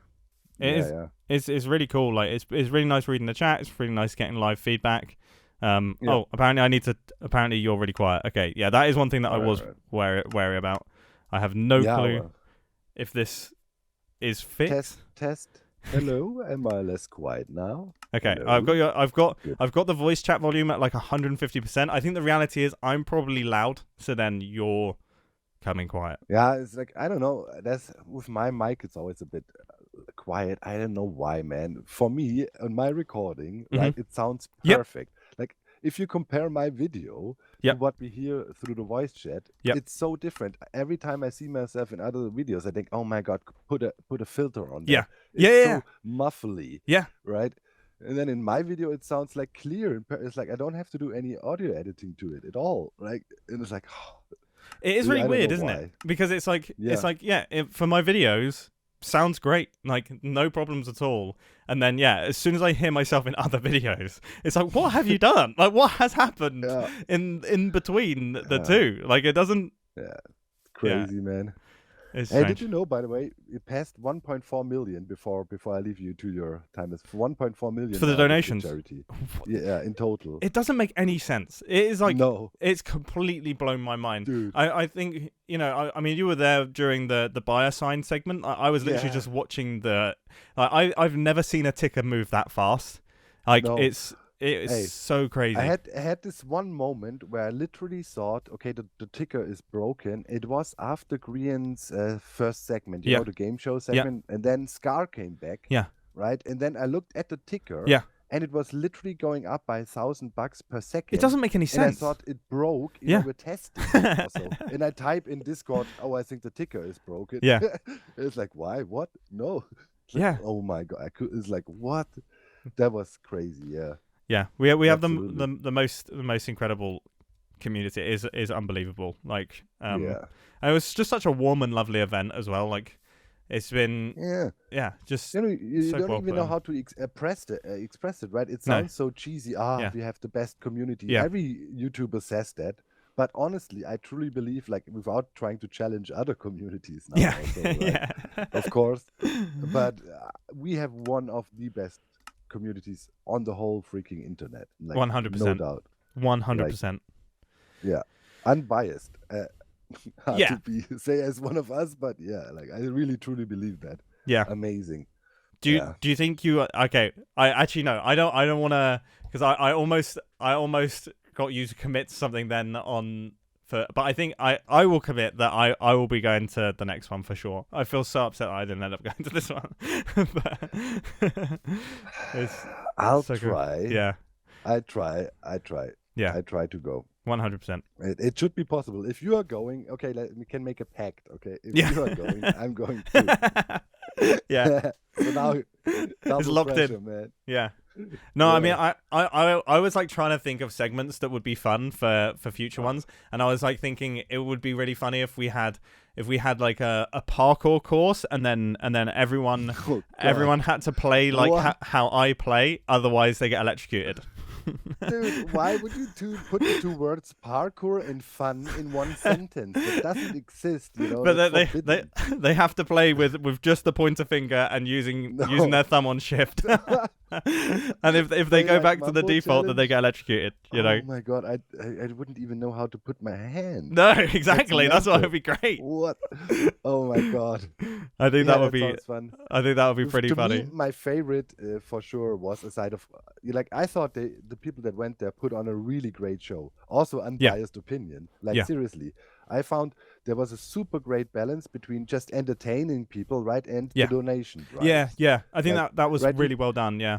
Yeah, like you don't want to be constantly like, hey, give money, give money. You know, you feel like you want to give something in return. And I thought the balance was struck there super nicely, in my opinion. Like, really great. Yeah, and the music room stuff was so cool as well. Oh. Like seeing Skiz on the drums, like that was crazy. Like, you know, I know Jono's talented. Like that goes without saying. But Skiz on the drums, like. That was so cool, you know. Yeah, Impulse as well. Drums, Martin, Joel, like can the whole server play drums? I know, what the heck? I need to get going, you know. I've got to get myself a bongo or something. You gotta start somewhere. I did see False on the Triangle. False on the Triangle. Oh no, what was it? It was the tambourine, right? I can't remember what it was. She looked slightly less interested in being there, and I mean that with the most peace and love. That made me laugh so much. It was just chaos going all around her, and then so good. Yeah, I love the music room. I'm opting for next year whenever there's intermission or so go straight to music room always, man. Yeah, no more that's such a good idea. Do this music. I had in the police hold. And it was the evil version as well. Yeah. Yeah. Yeah. Oh my god. So good. It was great. Yeah, I'm just on my way. I was about to go to the Nether Hub. May School sent me some statistics about the whole thing, you know. Mm-hmm. So in total, it was 4,707 signs. Jeez. Of which 2,969 were $100 signs. That is unbelievable. Yeah. And 1,711, you know, with 4 names each. Yeah. But then also 25 each. So also, okay, made $499,379. That doesn't even make any sense, does it? That is unbelievable, isn't it? Yeah.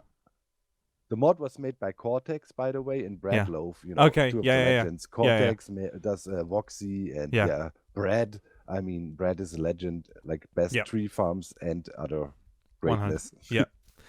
So, it was and then winner was actually Team South. Yes. With 229 points. That's pretty cool. In total, It was fun to watch. 760 was placed, and the rest was placed after. Yeah. So, Crazy. Crazy. Insane. That is actually insane. Yeah. So there you have the statistics. 500,000 worth of signs.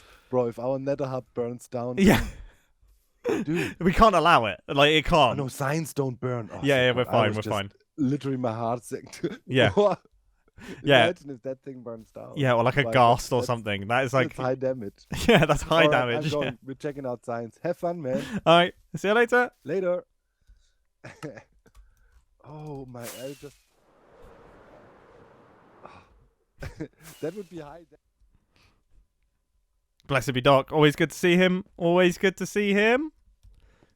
I don't know. When did I unmute my microphone, by the way? Because that confused me. Normally, I fumble massively to start talking to someone, but there we go. We totally need a hand cam. What, me shuffling about? Yeah, I guess that's weird because you can actually see me, like, you can see my face while I'm talking to someone in Minecraft, and I'm totally still. But then my character is just bouncing about. I don't know what that is. I think it's just like it's like a little fidget. I mean, I'm quite a fidgety person, I would say. I'm not still. So yeah, it's just a good way. I think it's also like I don't. This is a funny one. Like I'm not good on phone calls. Like phone calls for me, no good. But Minecraft, for some reason, I can chat in Minecraft like all day long, and I think part of it like almost me moving about in the Minecraft world is like reminding me that I'm actually in Minecraft and that I'm not on a phone call. You know, it's like a constant like mental reminder. It's like, remember, you're in a virtual world, so you can actually talk to this person on the phone.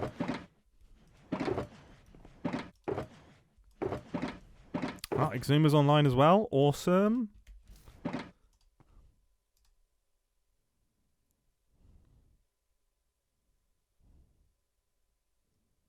Expired to expand my cyberpunk build. Thank you. I appreciate it. It is very cool to hear. I've had like a good number of comments this season about people being inspired to build certain things based on stuff that I've been doing, and that is like the highest praise that a Minecraft YouTuber can receive. Because I remember that feeling, you know, and it still happens to me. But like, on the topic of Exuma, like I specifically remember there was like an old Hermitcraft season 1 episode. I want to say it's like episode 43 or something like that. I remember watching that and I was in bed and I was just like, oh, I want to play Minecraft so bad. Like he was building these little beach houses, and it was such a good episode. There was like such a good mix of progress and building and I got super inspired. So it's really nice to hear when I have created that feeling for others as well.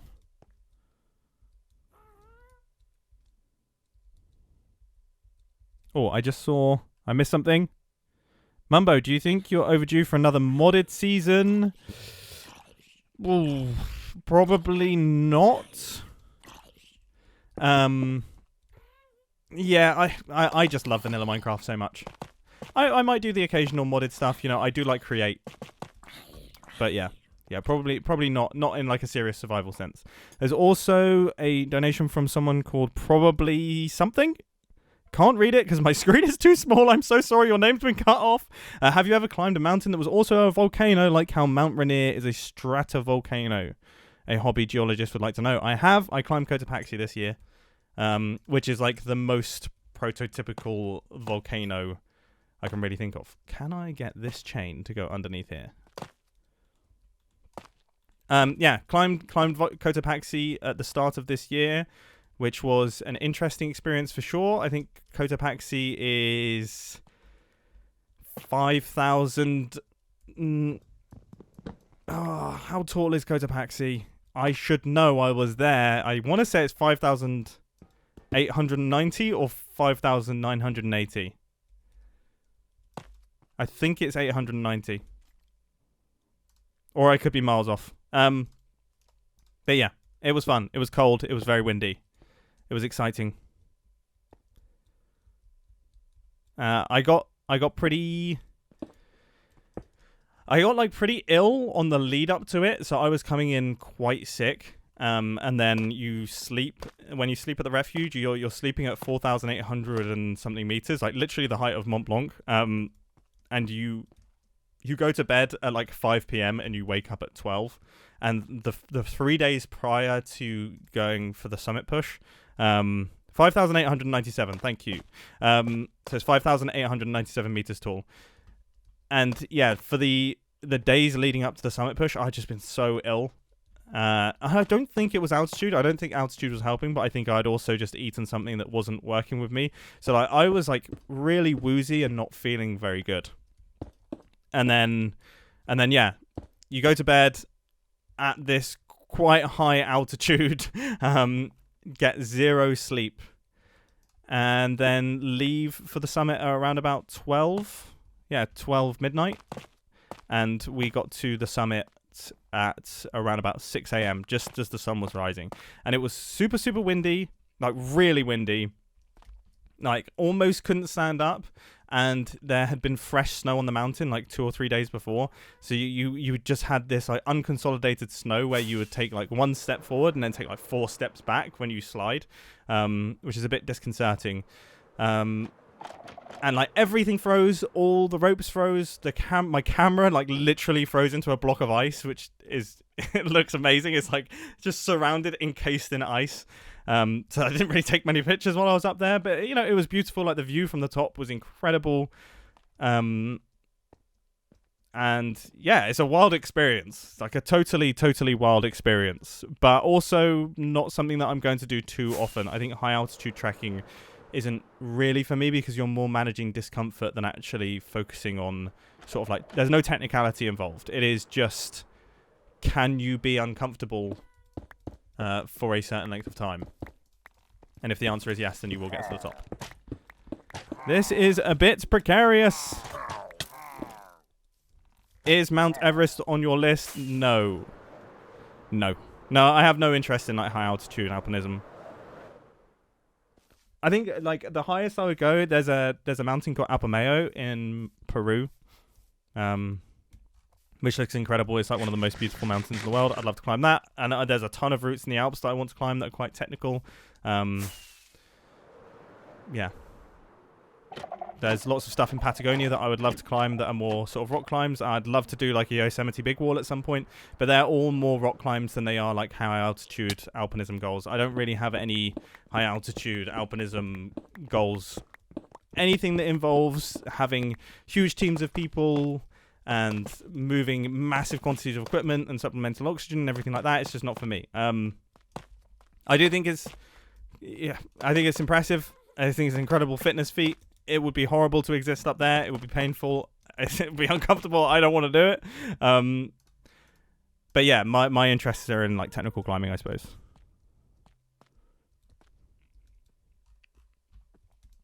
Right.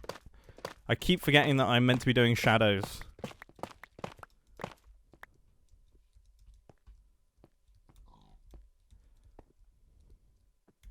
Have you done the Matterhorn? I am now seeing... I'm going to try and pivot away from mountaineering stuff. The Matterhorn, no.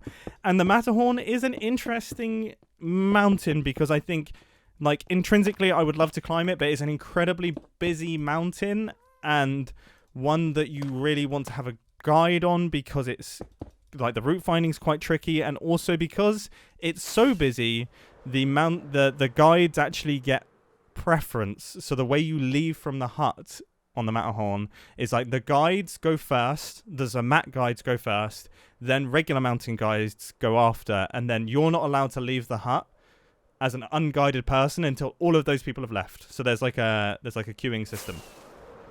And the mountain is busy. There's a lot of rockfall risk, but then also, you know, if you get the wrong route on the Matterhorn, you're going to get yourself in danger. But it is an incredibly beautiful mountain. But for those reasons, it's not really on my list. But yeah, I have a handful. But honestly, like, most of my desires are not really mountains. They are more like routes. Like, I have routes that I want to do. Things like the Super Couloir and like the Frendo Spur and like routes on the Grand Capuchin. Oh, I might have said that wrong. Now the French people are going to be blasting me. Grand Capucin, I think it is. Grand Capucin. Maybe. Yeah. That's that. Mumbo, will you eat breakfast on Mont Blanc? Maybe. That would be cool. I tell you what, one thing that I absolutely love about being in Chamonix is watching all like the paragliders flying into town. And it's just, that seems so cool, the idea that you would just climb Mont Blanc and then just jump off the side of it. I think that's like so awesome. And also because descending a mountain is so rubbish. Like, the descent is so bad, and it's also the most dangerous part. Like, that's where the majority of accidents happen. It's actually quite hard to down climb. You're obviously tired. When you get to the summit of a mountain, you're only halfway through your day. Like, but you feel like you've finished. So you kind of relax. You're like, oh, I'm done. And I'm pretty envious of the people that are really good paragliders, because, yeah, they just jump off the side. They're like, see ya. And then they're back in the town within like 2 minutes. You know, that's pretty cool.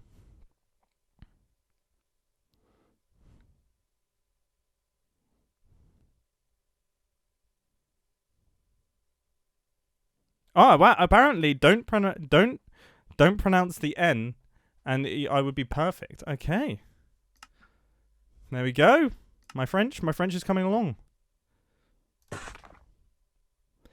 I keep forgetting what I'm doing. Okay, so let me organize my inventory a little bit. So what walls do I have? I've got enough walls and enough slabs. It's brick walls that I'm running out of.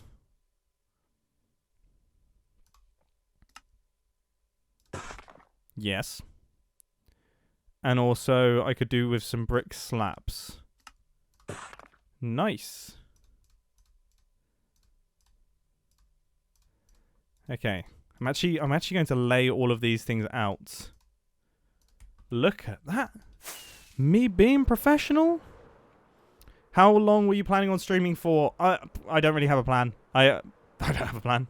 How long have we been going for? We've been going for an hour and 44 minutes. So, yeah, a little while longer. Where's the pinky cam? My pinky is doing absolutely nothing. That would be the most boring cam ever. It literally just hangs out off the side of my keyboard. Yeah, maybe I should get a hand cam going. Now, I'm just going to flick on the old Lightmatica just so I can see where I'm actually going with this build. I mean, I really can't go too far into this area because as soon as I go here, I just start getting attacked endlessly.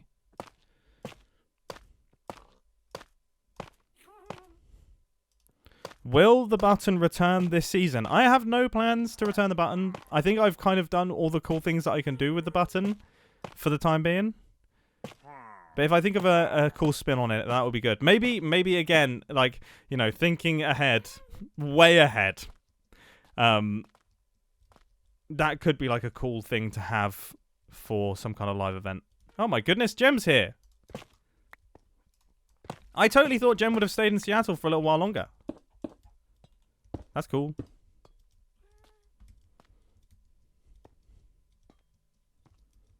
How many times have you opened cupboards during this stream? Yeah, I think that will be the reason that I have to end the stream.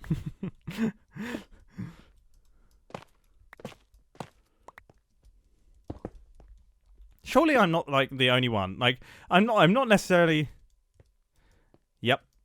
Yep. I agree. I agree entirely.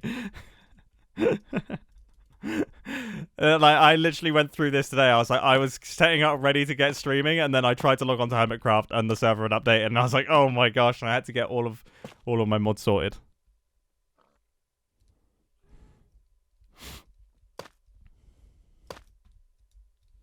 I'm getting so many climbing related questions, and I'm doing my utmost to not answer them.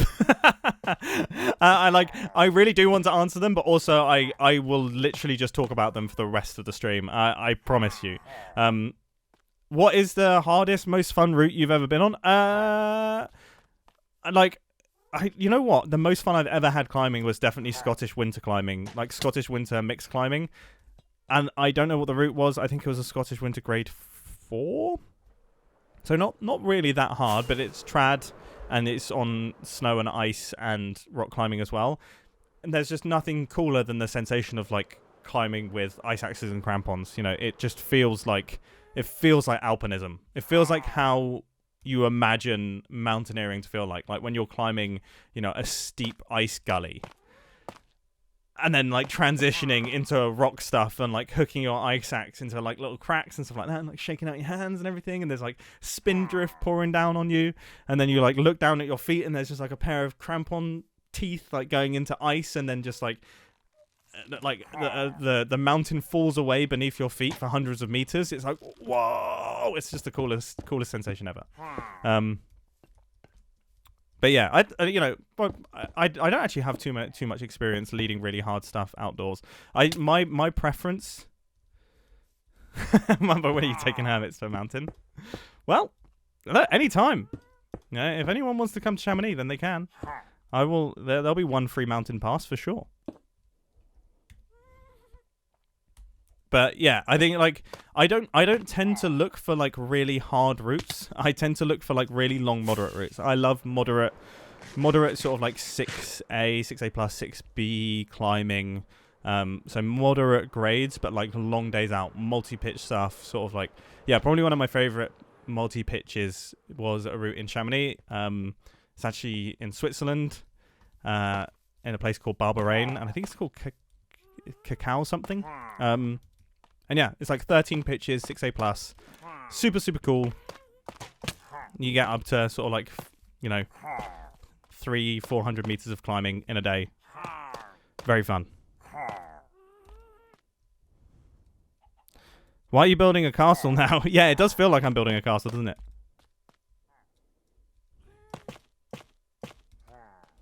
Yeah, Jem. No, 100%, Jem. You are invited. You are invited 100%. And any mountains you want to climb, just let me know. We'll get the whole gang together. I mean, a lot of the hermits go out during the winter to do a bunch of skiing together.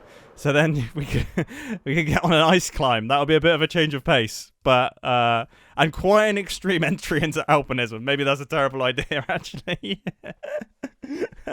Immediately, just skip all forms of climbing and just go straight to the most sort of hazardous and crazy one.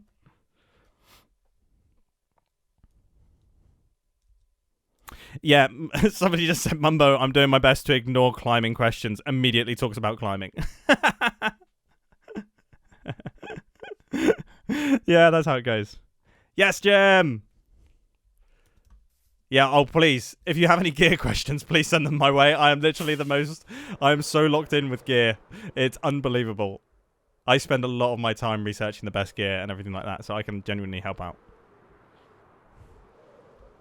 In my defense, this is partly Jem's fault. Jem is pulling me back onto mountaineering stuff. I would have moved on, but this is all Jem's fault. My childhood dog was called Grumbot. That's a great name for it. That's a great name for a dog. That's so good. Oh, here we go. Let's change the topic. So Renan Knight 6 donated £2. Thank you so much. And they've asked, what's the best book you've read lately? It's a good question. Okay. So I recently read Walden by Henry David Thoreau, and I loved it. I thought it was so good. I think it's so interesting, and it's like so beautifully written. It's like I'd say it's something that I would recommend reading slowly, and almost not treating it like a book. I'm almost tempted to get my copy of Walden. Wait. Do I go get my copy of Walden? I'm going to go get my copy of Walden, because I will show you, like, I've, like, put highlighters in this book for, like, passages that I really like, which I do for all my books. Give me 2 seconds. And, if I die, then tell my family I love Oh, no. I'm the worst streamer. I was literally just saying, oh, my viewers have gone up since I went away, which is embarrassing. And then look. And then I started talking and my viewers went up. The more muted I am, yeah, the more viewers I get.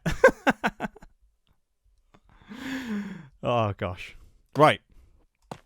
Anyway, I was effectively saying I've really backed myself into a corner here. Let me give some context for this book. I don't even know how we got onto this, and I'm now committed to talking about it. So Walden was written in, I think, the 1850s, right, by a guy who I think it's fair to say is weird. Like he's an odd bloke. Basically, he decided that it's effectively like minimalism back in the 1850s, right? He kind of discovered that like the less you own, the more, you know, the more joy you can find, effectively. And he basically moves out to this little hut by a Walden Pond, and he lives out there, and he's just writing about life, day-to-day life. And there's like so many almost insane segments of this book about like his observations that are like so extreme in a way, but also so beautifully written that yeah, I've kind of like bookmarked all of them. And there's like a segment in it. I wonder if I can find it.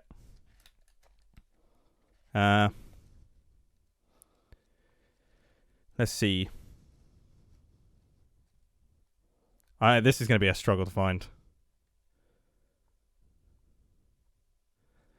And you know what? It's going to be so hard for me to read because it's written like in such a pretty way that I will just fumble through it. Oh yeah, okay. So like there's like a segment in this where basically he's talking about how he has like no furniture whatsoever, right? Like this is how committed to not spending any money he is. Why is my Okay. And he's so committed to it that he's talking about like not having curtains. And he basically says, you know, I will quote it, but just know that this is going to be like the person who can't read that well in an English class being asked to read. And that was me back in the day, and now I've put this on myself again. And the memory's coming back, and I'm already sweating. Like, I'm suddenly aware of how many people are watching, and I'm about to read something out that's hard to read. Okay. Here goes. And remember, this guy's weird, but I do love this. He says, I would observe, by the way, that it costs me nothing for curtains, for I have no gazers to shut out, but the sun and the moon, and I am willing that they should look in.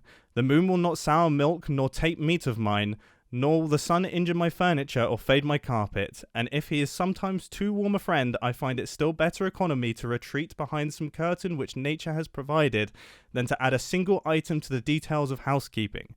A lady once offered me a mat, but as soon as... I'll start again.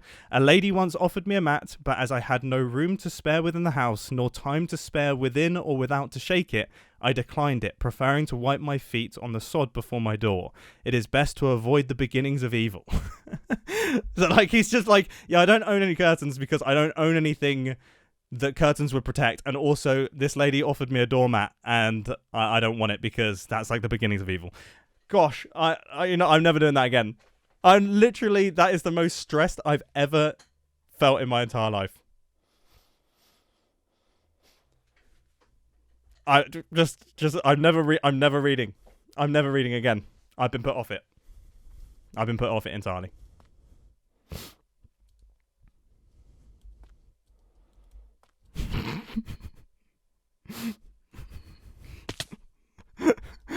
Anyway, well, you should read Walden though. Walden's a great book.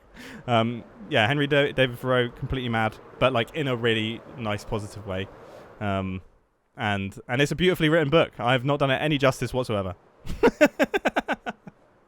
I've just ruined Walden. I've ruined Walden for everyone. Makes it sound like a joke book. It's like a really important piece of literature. No.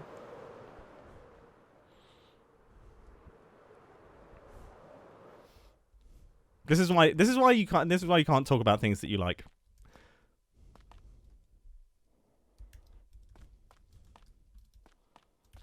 I'm telling you, I swear that has like literally brought me back to the classroom. Like, do you remember that when you would be reading books in class? In fact, you know what? Like, so one of my favorite authors is John Steinbeck, and we read Of Mice and Men, that was written by John Steinbeck in class at my school. And yeah, like, it's bad. And nothing gets me more stressed than public reading. I swear I just get so fumbly.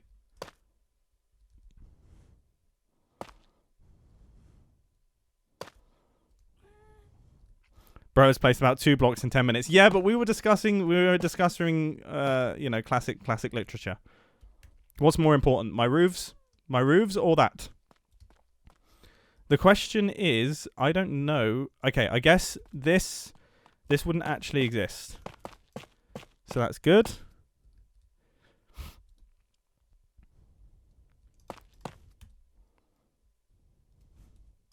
I tell you what, probably one of my favorite books of all time is actually, I just mentioned John Steinbeck, is Grapes of Wrath. Grapes of Wrath is such a good book. It is so depressing. It's actually probably quite an important read now. Because it's kind of Great Depression era. It's about displaced workers. It's about workers that are being replaced by new technology. But it was written back in, I think, the 1940s about people living in the 1920s. Can't quite remember the exact dates, but it's great. Obviously, it is an older book, so language in there that I'm not on board with. Neither was Steinbeck by the sounds of things, so that's... But yeah. The actual book itself is an amazing read.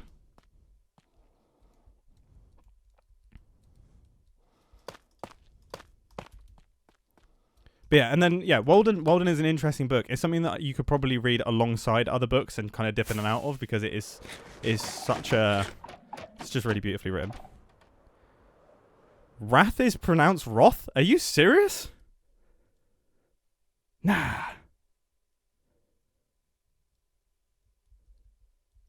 That's crazy.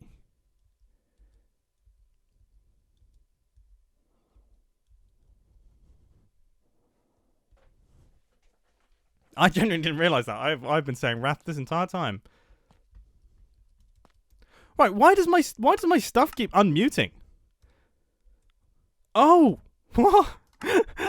I've just realized the hotkey for my Lightmatica is also unmute. That is, cool. That could catch me out. I could be blasting someone, then they could walk straight past me. There you go. Remind me it's semicolon. Thank you. Did I just get... Oh, I just got caught out by my own chat. Yeah, wrath is wrath. Thank you. Wrath is something else.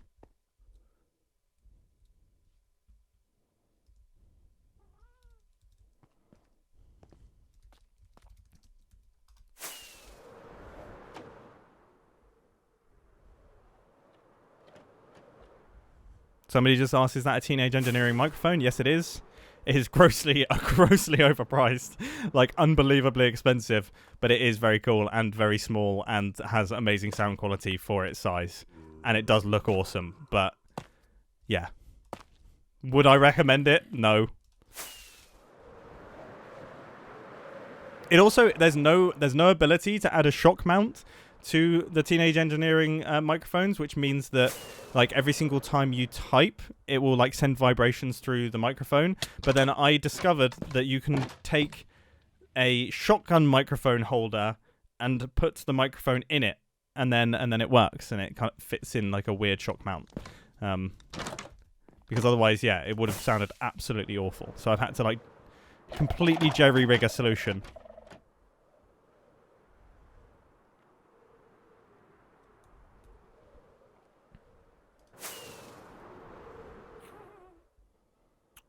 Okay. Where are we at in terms of... Okay, so this big block here, I'm actually not going to touch because, again, this is like the what's it called? Power station. And I'm not entirely sure. In fact, I probably could do with some help with the decision making on this. If I should go for brick, almost like the surplus megacorp factory, or if I should go for a more toughy look. I'm still going to cover it in like logos and have lots of pipes, and then there's some chimneys that are going on top of it. But yeah, I haven't quite decided if it should be brick or if it should be tough. Haven't decided yet. Have I actually done all of... I have. Oh my goodness, I actually have been productive in a slow way. I've been productive in an unproductive way.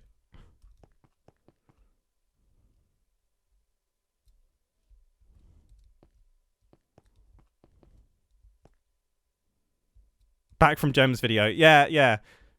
You should, maybe just keep watching Gem's videos, actually. Like, once you finish Gem's video, just put another one of Gem's videos on. Instead of watching this. Tough. Everyone's saying tough. Okay, I agree. Yeah, I think brick would look really weird up there, actually. Mud.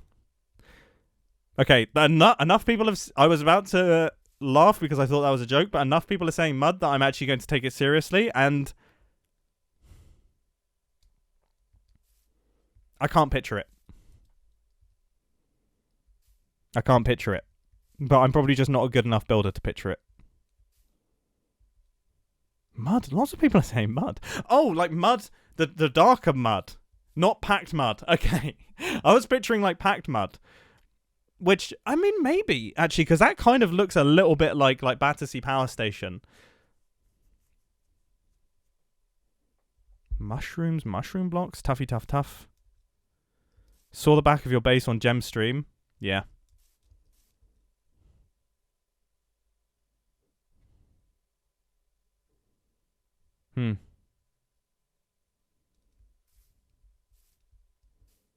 Honestly, I don't know if this is...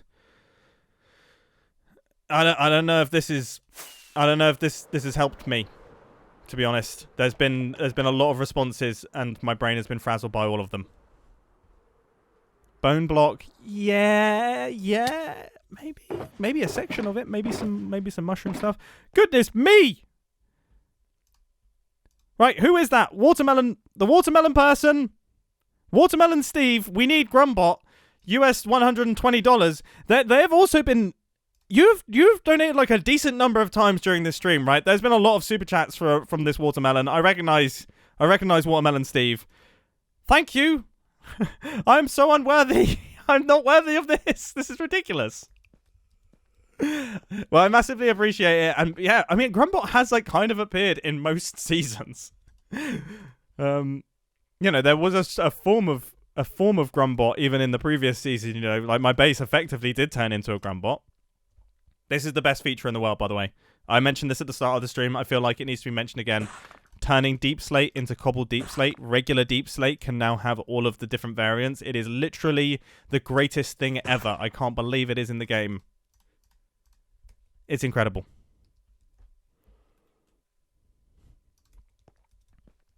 But yes, thank you, Watermelon Steve.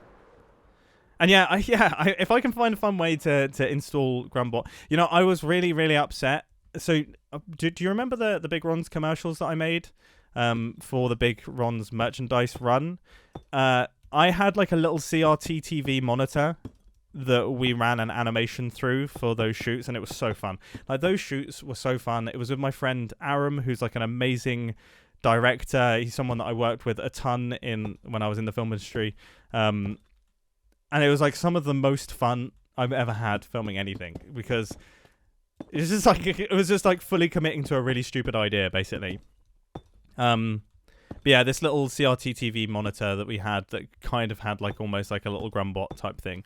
And he gave the sales figures as a binary number.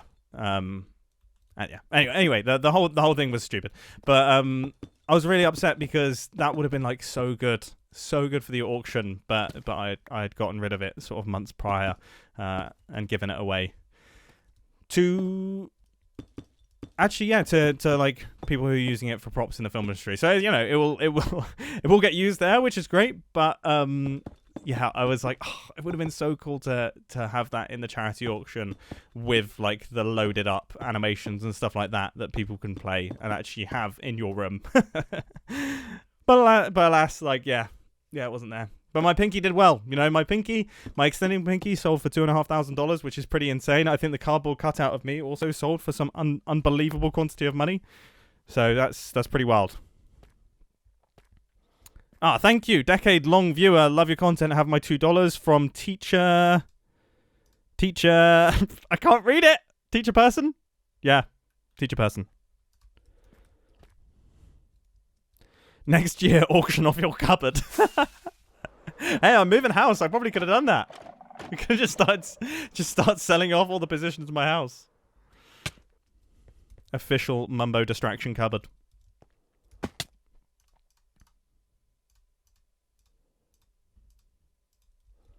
Okay, probably need a little bit more tough. I think I'm going to like mix up the deep slate and the tough. I think some of the roof action should be deep slate, some of it should be tough. Should there be a rhyme or reason to which ones are tough and which ones are deep slate? I mean, I guess you could say that the lower one should be deep slate. But I don't think I have to think about it that much.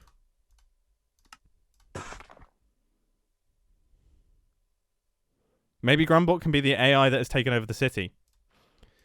It's not a bad idea. It's not a bad idea. I did see a lot of people say, because like the CEO sort of made a mistake in creating the robot that took over the city. I did see a lot of people say that it should be Big Ron, but I don't want Big Ron to be the bad guy. I also kind of don't want Grumbot to be the bad guy, right? Like, I'm a big fan of Grumbot. I think Grumbot should stay a positive influence in this world. Like, there are people who have Grumbot tattoos, which is crazy. That's like completely insane. So then I need to make sure that I keep him a positive force, because if he becomes the evil of the Hermitcraft world and they're just walking around with Grumbot, they might be a little bit upset.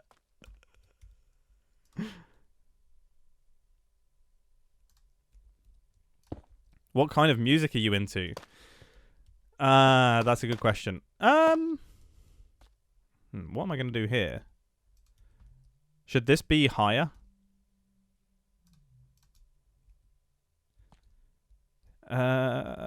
Probably should be a little bit higher. Gosh. I spent so long deliberating that jump and then just completely mess it up.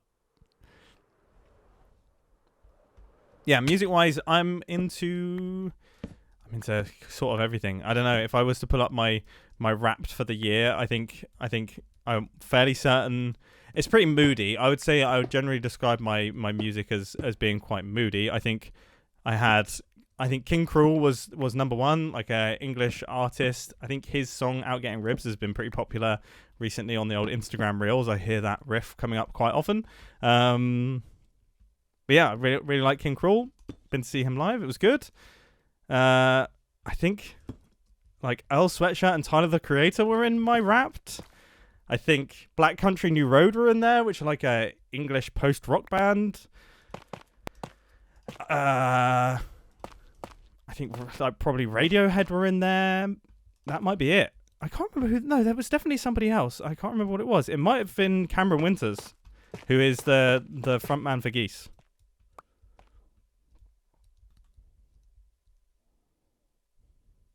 Are you still listening to Black Country New Road? Yeah, Black Country New Road are interesting. Their lead singer left, and their lead singer is like has quite a unique voice and quite a unique style of singing. So kind of defined their work, I suppose. It's difficult. Like I do actually like their new stuff, but it's not really my vibe. But I did go and see them recently. In fact, this time last year. And I loved it. I thought it was really, really fun. It's not my sort of music. It's quite sort of like witchy. That's how I would describe it. I don't know. It's quite like, sort of like whimsical, I suppose. Whereas like, yeah, Black Country New Road are quite like a moody, slightly more depressed band. I did like that. But like, I think Ants Are Up Here is probably one of my favorite albums. But yeah. But I still really like them, probably one of my favorite musicians actually is like Jerkerb. I absolutely love Jerkerb. He's so good, and I think Night on Earth is one of the most beautiful songs. It's like he's just an incredible guitarist, incredible songwriter, and he's just recently come out with a new album after like 10 years. He was super young when he wrote his first album, and then I love it, and I went to see him at the Windmill, which is like a very iconic venue, which is where sort of Black Country New Road and other bands like Black Midi and things like that sort of came up, and it was incredible. It was like one of my favorite live music experiences. Also, Little Sims and Green Tea Peng, I saw them last year. That was so fun. I saw Idols last year as well. It's like an English punk band. So good. So all sorts. My goodness. Oh, I've missed tons of donations. I feel so bad. I'm so bad at reading these. Modern Chow. And also, oh my goodness. Old Lost Toy. Mumbo is the button. Each player gets the choice to keep it alive or end the season. Oh, God. Yeah, man. That could be the way to go. That would be a lot of stakes. There's a lot of stakes there. Oh yeah, okay. So the modern Chow, has asked. I guess a good question is: do you want the power station to read as part of the outer wall, part of the inner city, or a third thing separate from both? Such a good question to do with block palettes, and the answer is I don't know. I really don't know. Because do I want it to look like part of this structure or separate? And that is the question. And bricks would probably do that, or maybe, some combination of, bone blocks and mushrooms and things like that. Oh, my goodness. Charlotte something! My screen's too small, sorry! You should do some armor stand work and have some clothes liners on the roofs to make the roof stand out. Yeah, I agree.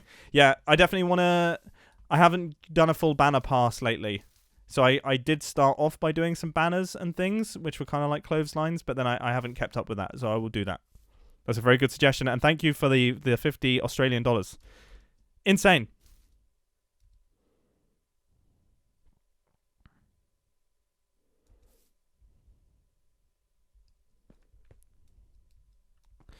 Have you heard the live version of Basketball Shoes? Yeah, I have. Yeah, that's a great heartbreaking song, and the live version I think is the last time he performed it with the band. So yeah, pretty full on. But yeah, I would say well, probably one of my favorite musicians is Jerk Herb. Really, really good. And that's spelt like jerk, curb. That's how I would describe it. And yeah, Night on Earth is such like I've wanted to learn to play that on the guitar for so long. But it's really, really hard. Or at least I find it really hard. I'm not talented enough. It's a tricky song. Lots and lots of like minor seventh chords and all sorts of strange voicings that I'm bad at.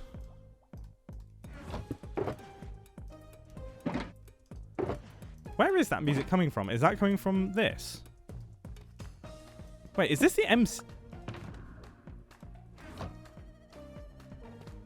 Is that the MCC sound?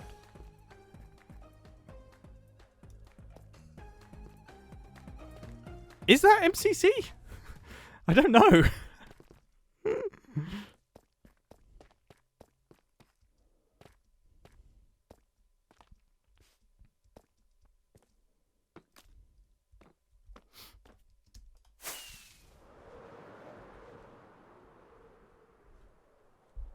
Try my best to... I'm getting a lot of band recommendations in the chat, so I'm literally just like reading them all. Have you listened to Sleep Token? No. Are they're the mask ones, right? Yeah, I haven't really listened to them too much. Wait, that's the Hermitcraft theme? Hey? No. No. No. I didn't just that. No. Cut. We're cutting it. Cut this from the live stream. Cut that from the live stream immediately.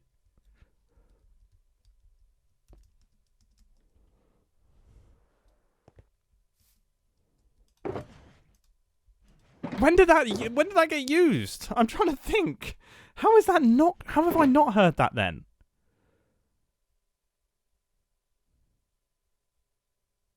God, that's bad. The good thing is Hermitcraft Season 8 was like 5 years ago. No, it wasn't. Wait. No,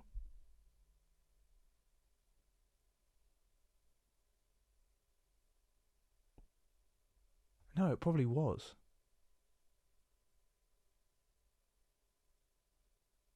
Oh. I just ruined my own day. Yeah, I still feel so bad about the end of Hermitcraft Season 8. Not because I messed it up. I'm meant to be a professional filmmaker, and I put the footage that Element Animation made into my timeline, and I'm used to DaVinci Resolve, which automatically rescales bigger video, and it makes it fit, right? But I put mine in, and it didn't rescale. It was a 4K video. And I released my video with like 100% crop for the final sequence, and it still haunts me to this day. It's terrible.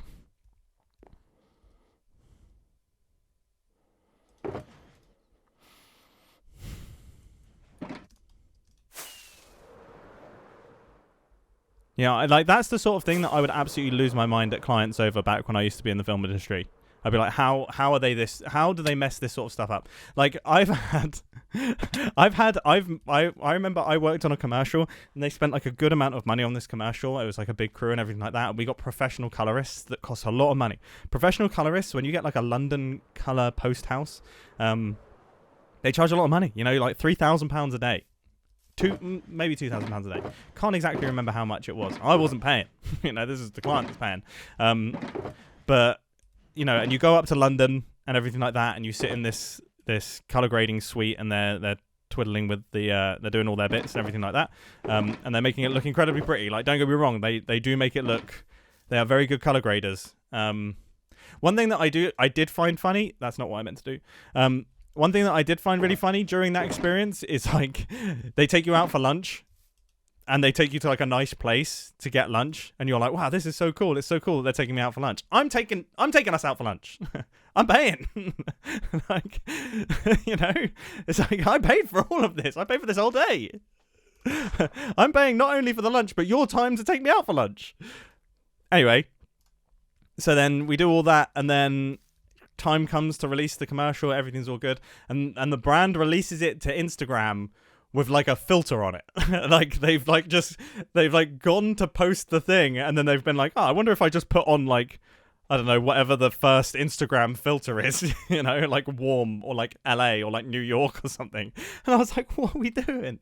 We just spent so much money getting this color graded professionally. And then just before you post it, you just decide to put like some crazy Instagram filter on it. It's like, what are we doing here? Oh, yeah, it's crazy. It was crazy.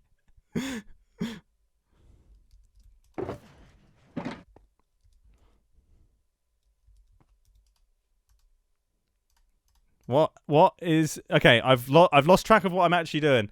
I'm doing the things.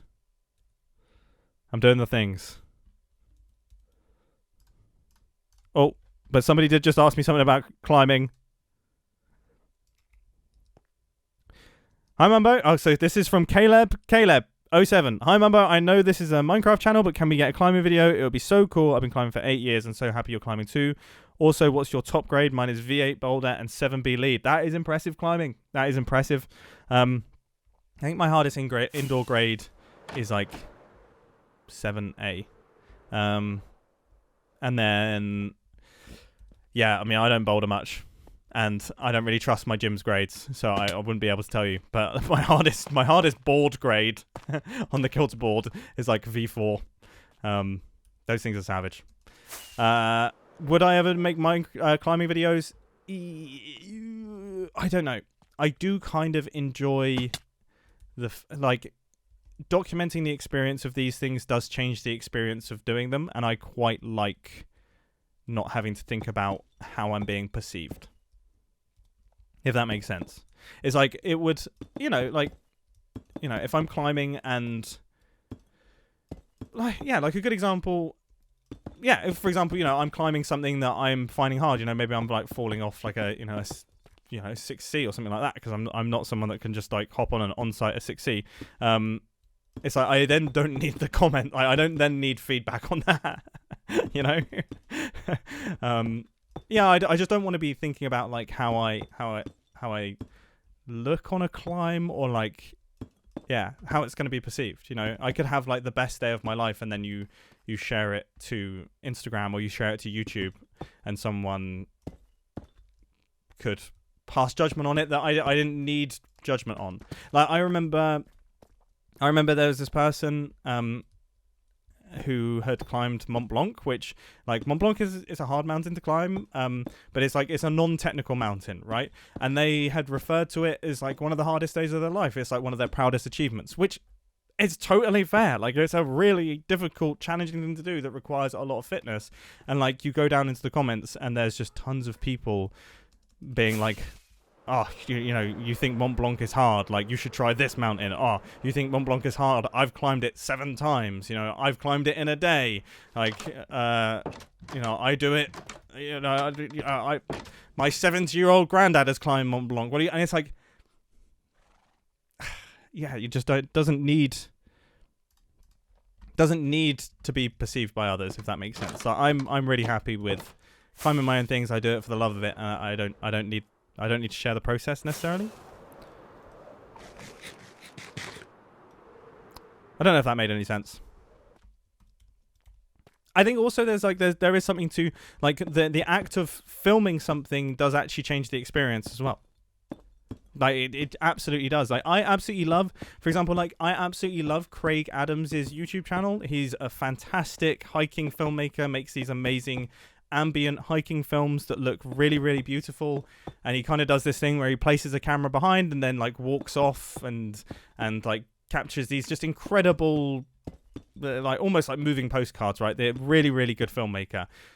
And sometimes I get tempted by the idea of making something like that myself. You know, I have filmmaking skill and I have the ability to hike. I am in a position that I could make videos like that.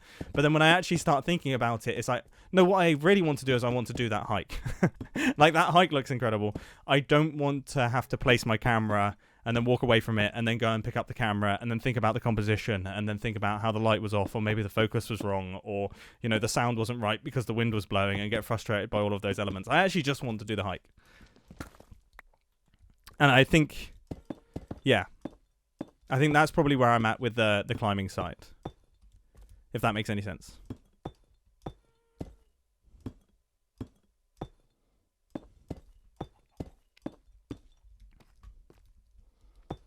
We are progressing. Look at this.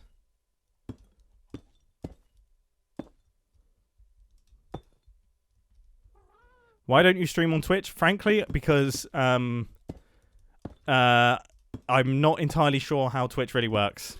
It's been so long since I used it. I did log into my account the other day to try and comment on the Hermitcraft charity live stream stuff, and then yeah.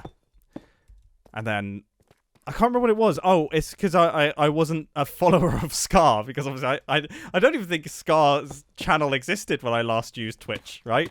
So then I had to wait like 20 minutes to be able to make a comment, and by that point the thing that I wanted to comment on had passed.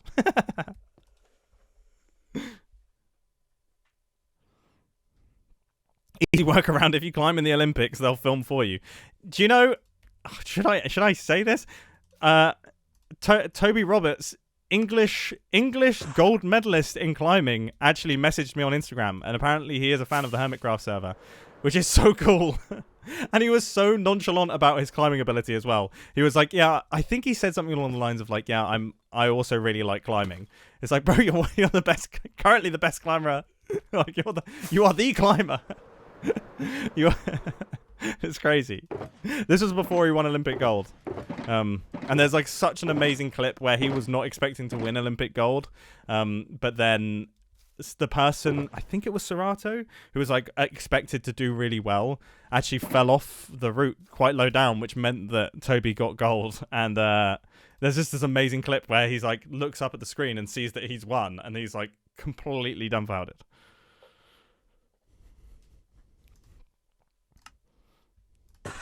So yeah, super cool. And Toby Roberts, bit of a legend. His YouTube channel is amazing. Would highly recommend watching it. He seems like super sweet and just the most motivated, and like he trains like crazy. Like, it's unbelievable.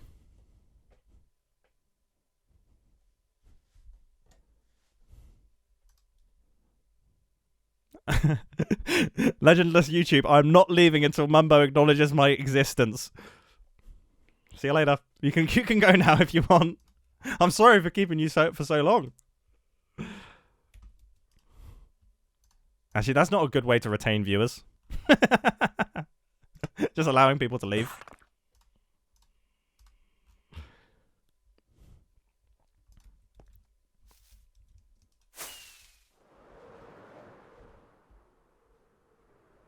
I'm actually kind of liking this. This is kind of working. The question is, oh yeah, do alright. I'm just gonna let these drop, and there's nothing you can do about it. There is nothing you can do about it in the chat. You can complain all you like, but these are gonna fall on the ground. You're gonna be able to watch them despawn in real time. How do you like that? I think I'm going to make this sort of have a shadow.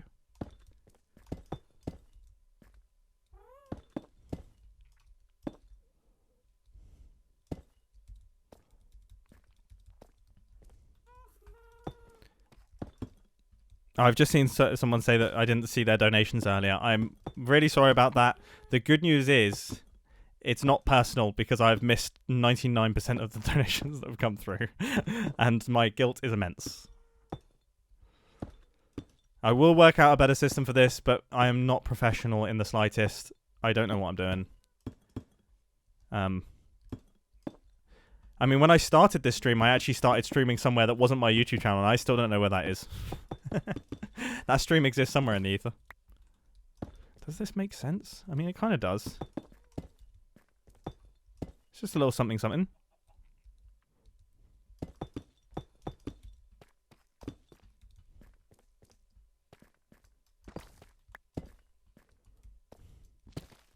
Oh, is my time lapse still going? Yeah, it is. Nice. I'm being like doubly productive. I'm working on a video and working on a live stream.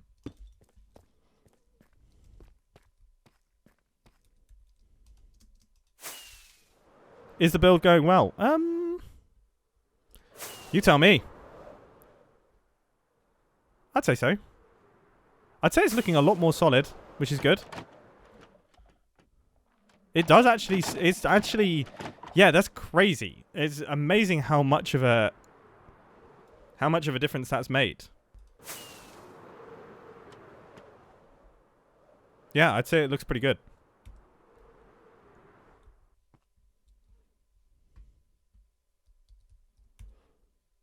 What are we thinking color-wise for the top here? I'm thinking tough.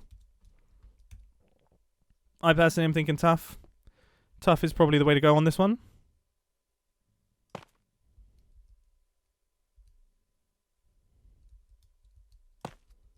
Oh. That's what I get for trying to read chat whilst trying to do something productive. Oh my goodness. I wish I could toggle if I was affected by haste. Oh, I guess I can. Oh, I actually definitely can. I literally can. I've got a Silk Touch Efficiency 4 pickaxe in my inventory. Yeah, people are saying it's looking cool with the roofs on. Yeah, I agree. It's actually amazing how much of a difference your builds actually being builds instead of just facades makes. Funnily enough, makes them look more like a build. I kind of don't want... I kind of want this to be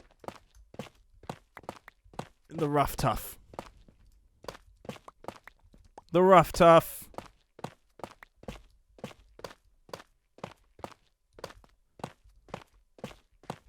Am I going to leave these to despawn? I'll think about it. I'll give them a minute or two. I'll let them hover on the ground for a minute or two. Yeah, I think this should be rough at the front, and then polished at the back.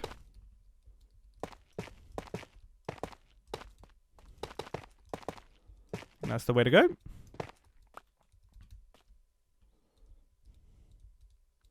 Slabs so spawn-proof? It's not a terrible idea, but, you know, I'm committed now. Oh, what?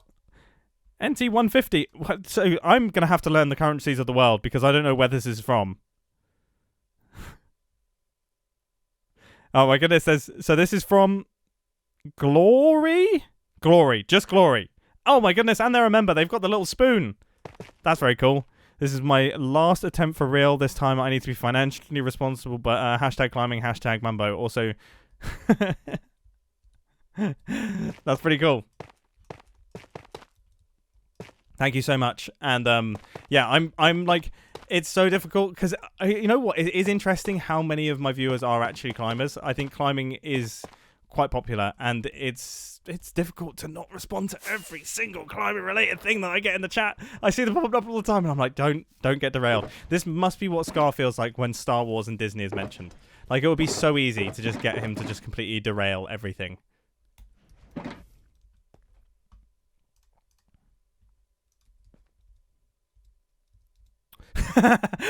Okay, this is good though. What level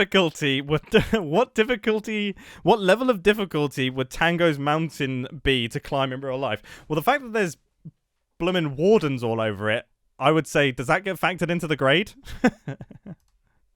Like in England, we have an E grade system for climbs, which tries to take into account the danger of the route as well as the technical difficulty. You know, what E grade does a warden-covered route get? That's got to affect the grade, right? You know, it's like 5C moves, but could go completely blind and get shot off of a mountain by a sonic blast. Like, that's got to affect the experience, surely.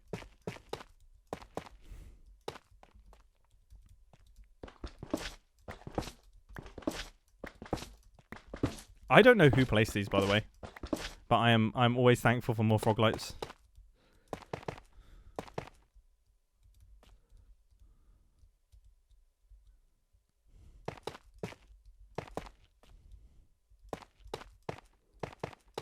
Okay, I've actually I've started a debate. I've started a climbing grade debate down in the comment section, which is the exact opposite of what I wanted to do when I was trying to get away from climbing related chatter.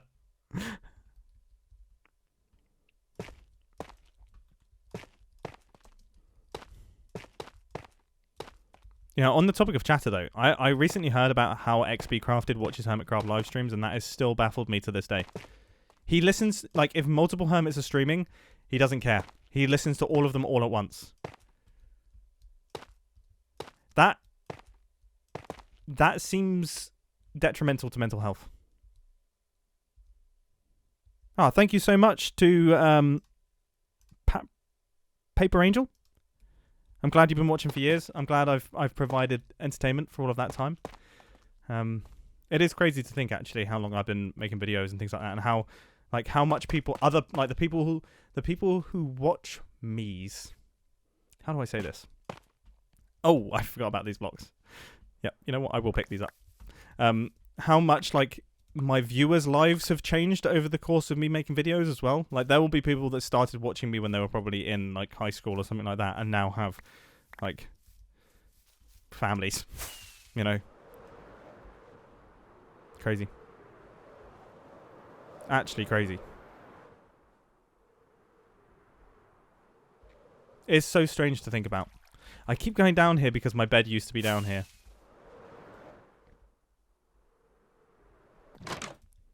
I mean, it is amazing actually, because I really did not expect to be making YouTube videos for this long.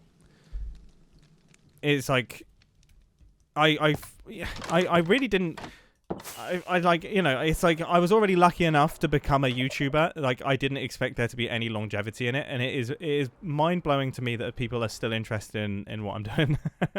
You know, and but I think it's also really exciting because I have shifted the way that I've made my videos over the years and everything like that. So there has been a change, and I have kind of grown and I have adjusted. So that's super cool. But I still find it absolutely mind bending that I'm still around and people are still interested in what I'm up to.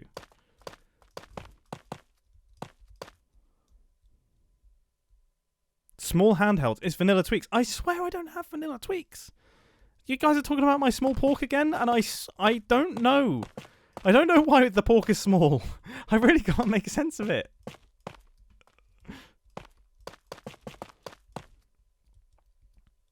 Oh wow! See, now this is gonna make me. The chat currently is going to make me feel very old, but also it's probably going to make me well up because a lot of people are talking about, you know, where they were at when they first started watching me and then where they're at now. And it's crazy.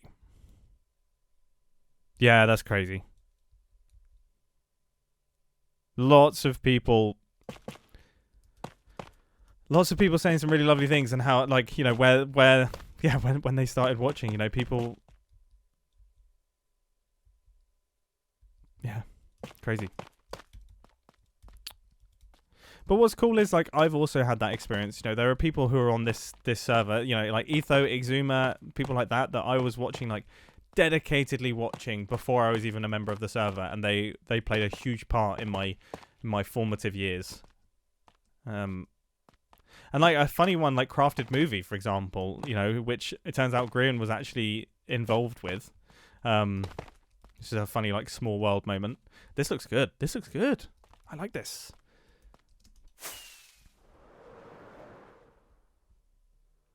Ooh, that looks pretty cool. That looks pretty cool.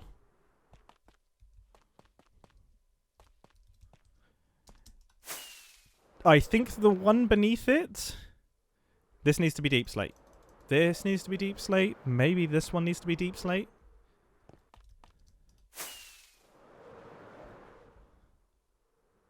Part of me thinks that actually it should have been Deepslate. I don't know, actually.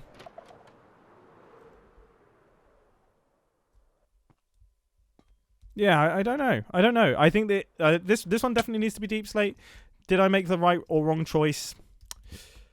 I'm not sure. I think if I was able to do it again and it wasn't a massive pain in the backside and people weren't watching me live, I probably would change it, to be honest with you. But this is fine.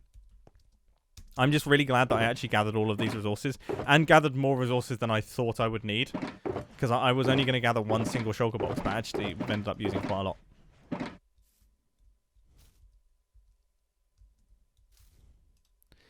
Tips for becoming a filmmaker. Oof, I'm probably the wrong person to ask, but I would definitely say, like, it depends what you want to be in film.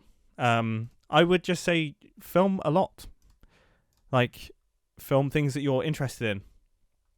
Like, there's, just go out and shoot stuff. Go out and shoot stuff that interests you. Become absolutely fascinated with light. Like that, I would say is the key. If you want to be a cinematographer, becoming fascinated with light and the way that light falls on things and the way that light interacts with objects and the way that, light behaves at different times of day and the way it bounces around a room and the way that it streams in through a window is like, that is your bread and butter as a cinematographer.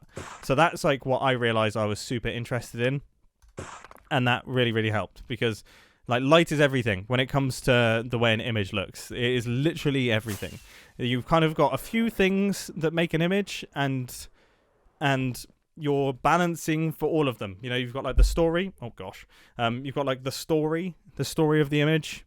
You have the composition of the image, and then you have the light. And like, realistically, normally like one of those things will be compromised in the majority, in fact, actually, the majority of images that you shoot, two of those things will be compromised, but one of them will be really good, so that's why you're taking the image.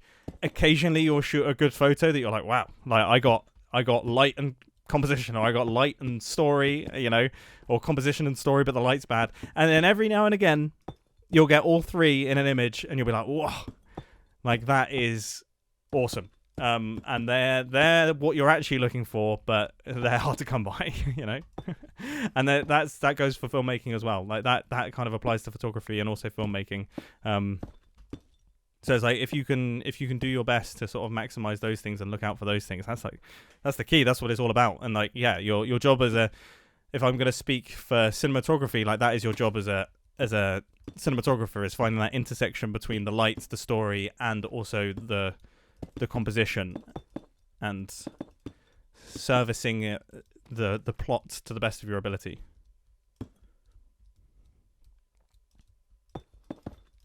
But yeah, most of my time now, like I've kind of stopped being in the film industry quite so much, mainly because I'm not as available as I used to be. I spend a lot of my time traveling. There's a lot that I struggled with in the film industry, and that it requires a lot of context switching, I would describe it as, in that it's like you're having to deal with a lot of creative questions, like small scale creative questions on a near daily basis, right? So you've got a project that's on the calendar, and you're constantly having to be in meetings with the client and with the director, and you're constantly having to make these small creative decisions. And it was making it quite hard for me to actually make my Minecraft videos, because I'm constantly being pulled out of the Minecraft world and into the filmmaking world and thinking a lot about stuff there.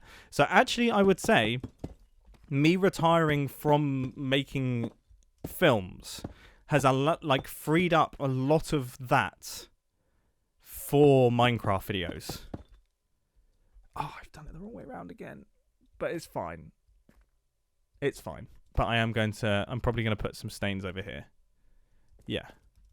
But yeah, I think that has like really freed me up to think about things like world building in like a much more detailed way, whereas that would normally actually be reserved for the filming projects. Doing things like concept art and like effectively storyboarding, like that was 100% reserved for filming projects, and I didn't really do it much for the Minecraft world. Whereas like when I stopped doing filming projects, I really missed that part, because it's so fun. Like it's so fun being in the concept building stage. So then I was able to bring that into the Minecraft world much more, and that's probably what has allowed these recent seasons to happen. Like that slight shift in the way that I make my videos that's come about in recent years is partly because of that, which is super cool. Wait, is Mumbo Jumbo a real person? I thought he was a YouTuber. Yeah, YouTubers aren't real. Like, we're totally made up.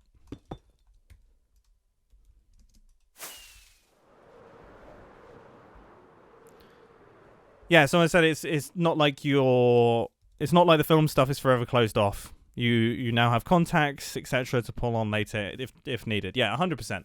Like it will take some time. It'll be, I'll have to rebuild up the sort of availability trust. But yeah, 100%. Like those skills don't disappear, and they help me out so much. Like it's so cool having an understanding of composition and light and things when it comes to just even like shooting fun photos.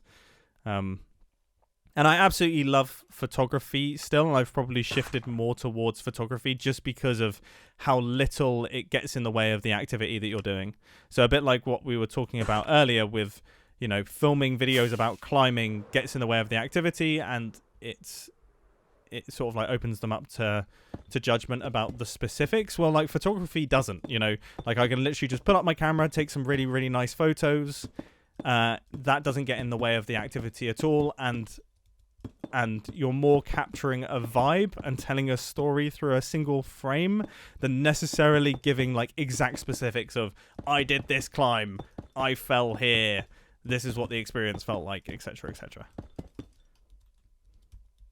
Like storytelling through photography is so fun. It's one of my favorite things. Like piecing together which photos you choose to share and like how to format them, and capturing moments that are like they're kind of boring photos, but then they aid the storytelling of like when you put them in a collection with other photos is super cool.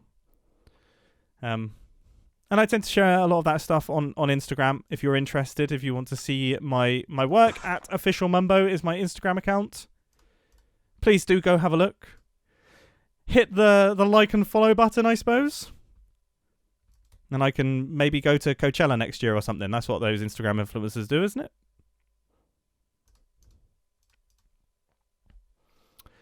Okay, what am I actually doing? Cobble Deepslate. I'm like getting a really pathetic amount of resources each time and then going up to the top and running out immediately. So I'm just going to fill my inventory with more. I must admit, as much as this feature is awesome that I can change Deepslate into Cobble Deepslate, I do regret not just getting Cobble Deepslate, because having to do this is frustrating.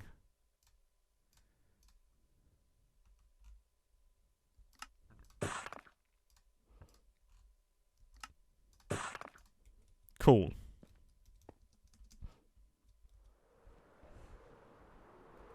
Yeah, I've gone through... Yeah, there's the Mumbo influencer era and the Mumbo streamer era all in one day.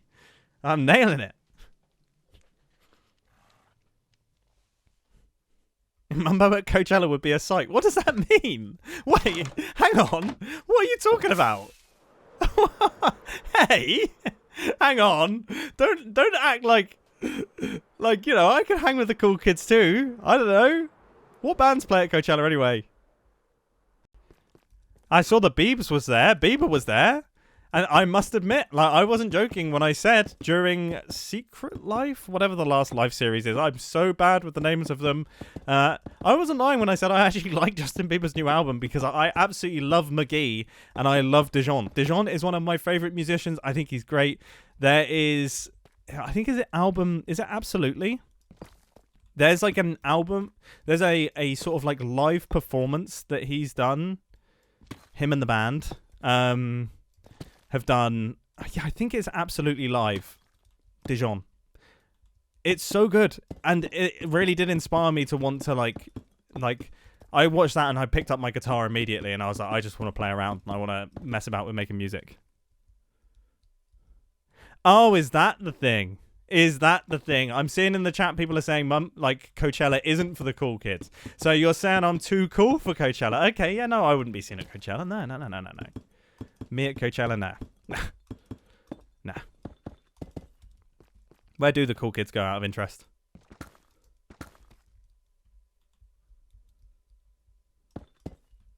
Genuinely asking. Where do the cool kids exist? Point me to them.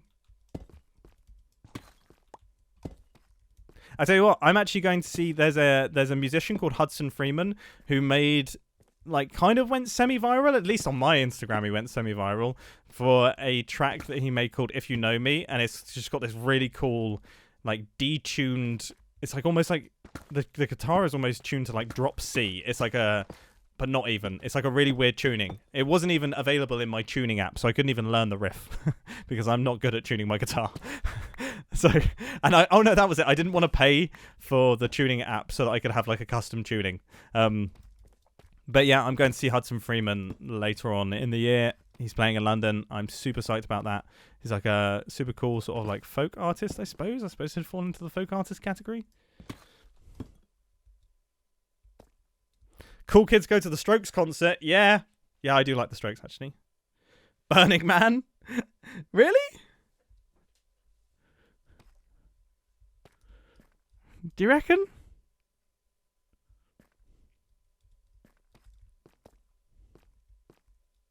Mumbo, did you like Dijon's new album? I haven't listened to it too much. I didn't like it quite so much as Absolutely, to be fair. But it was cool. I just really, really like the sound of Absolutely. I think I like McGee as well. I think, like, I don't know if McGee was involved in the new album quite so much, but yeah. Like, Big Mike's is one of my favourite songs. Love that.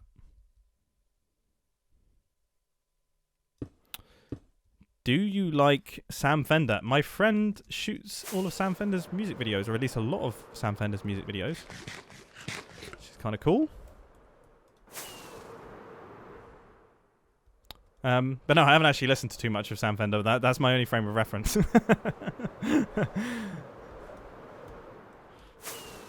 Actually, funnily enough, that friend then went on to... So he shot Boiling Point, which is like a really cool one-take film shot in, like, set in a kitchen. And then went on to film Adolescence. And he was the director of photography for Adolescence, which was that one-take... that one-take 4-part series that released on Netflix that took the world by storm. His name is Matt, and he is a really, really good director of photography, and also I think a fan of the Hermitcraft server, actually. But yeah, I worked on a shoot with him, and it was great. Worked on a music video with him as a gaffer, which was also a lot of fun, but then the music video never got released because the band broke up before the music video came out. It happens. But yeah, super cool.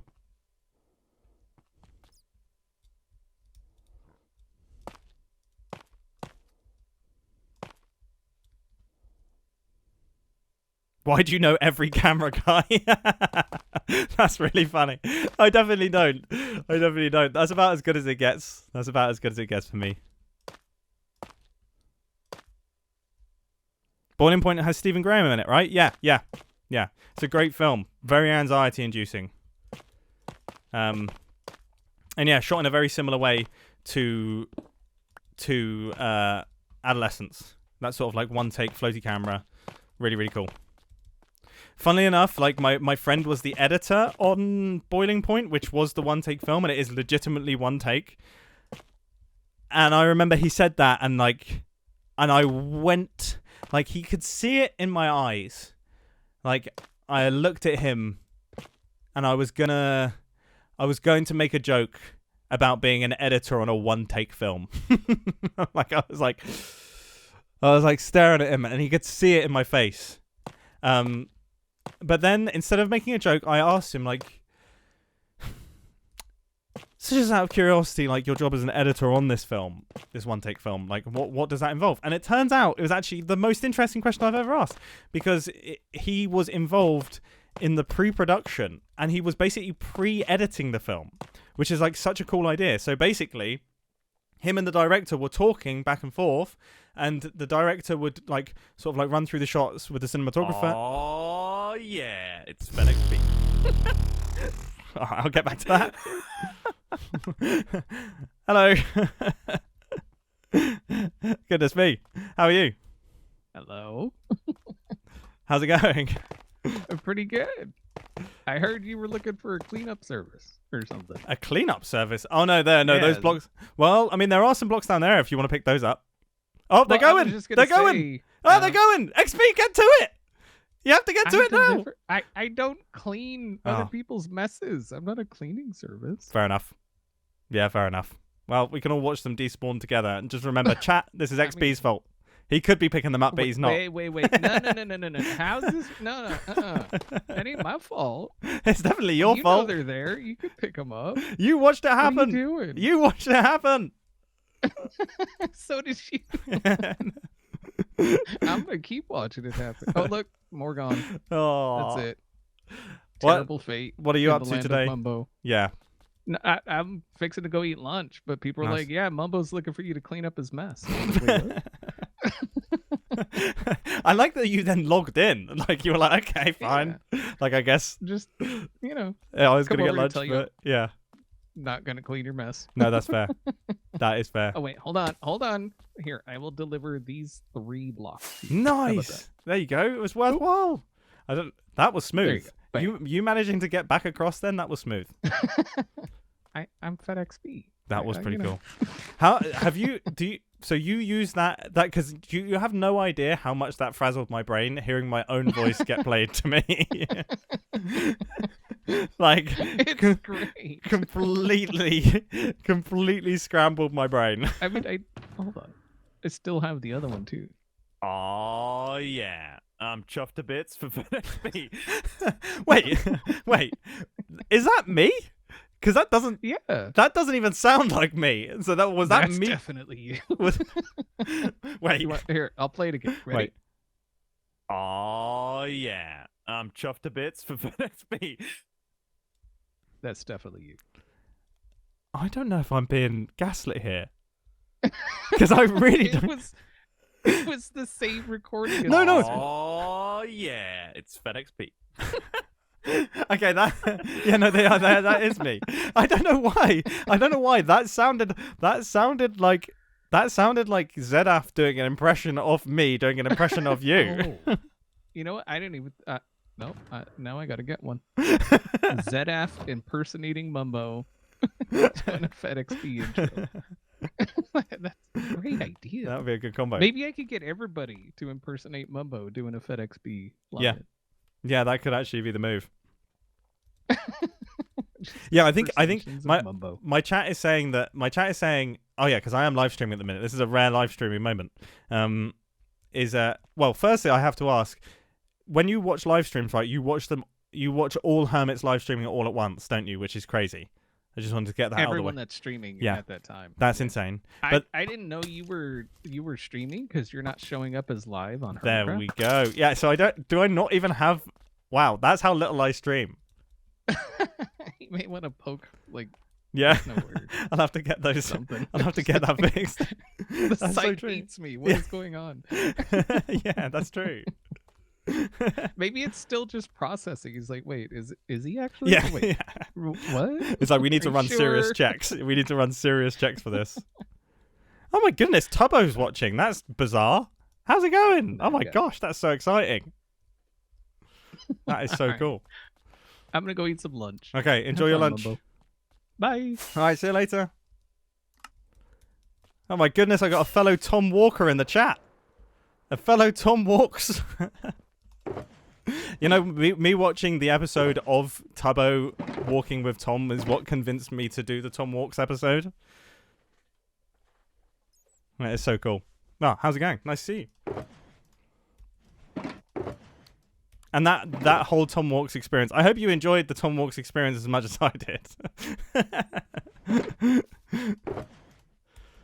I can't remember what I was talking about when it came to the boiling point stuff. Oh, I think it was just, yeah, so I was speaking to the editor. It turns out the editor was actually involved in pre-production, effectively pre-editing the show. So was talking to the director and the cinematographer and basically telling them, hey, if I was editing this, I would want this insert shot here. I would want this reverse, you know, I would want to capture their reaction and then I would want to cut to them. So then it's like all worked out ahead of time, and they would then like factor that decision into the choreography of how the blocking worked and how, yeah, all of the sort of like choreography of the camera worked, basically. This is a really interesting conversation.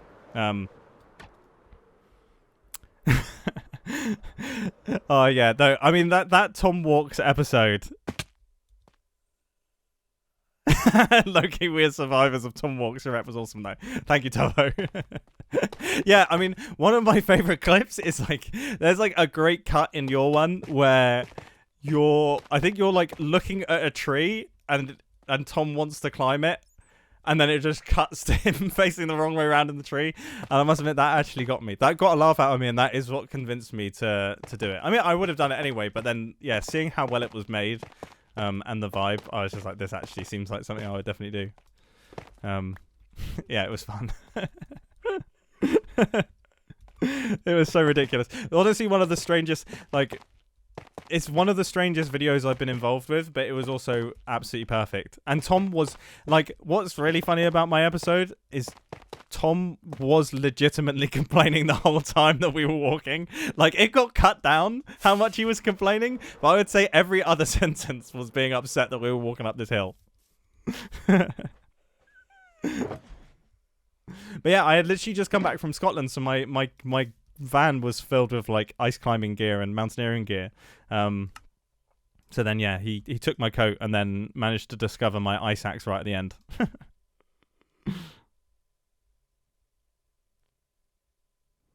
But no, it was fun. Genuinely so fun. And like yeah, I like clips of it keep popping up in my Instagram feeds and stuff like that, and yeah, it's good stuff. Really, really good.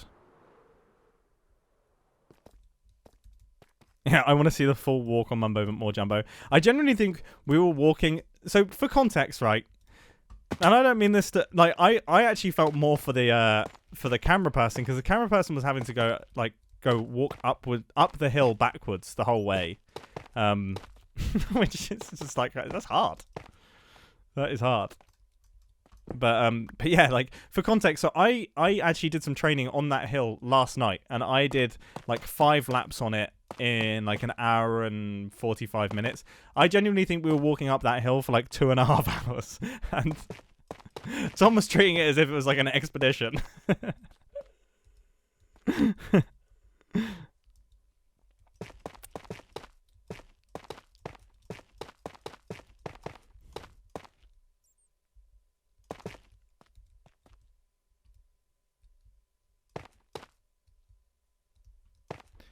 Now, please keep talking about the pre-filming editor. I think I've covered it. I think I've covered everything there. Like, yeah, it was just it's interesting. Like, the job of an editor is so interesting to me because they have so much swing in like how a project feels. Like, it is probably the most important job on a film, or one of them.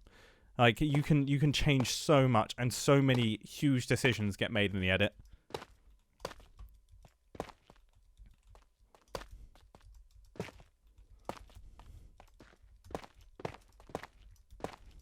Is this feeling good?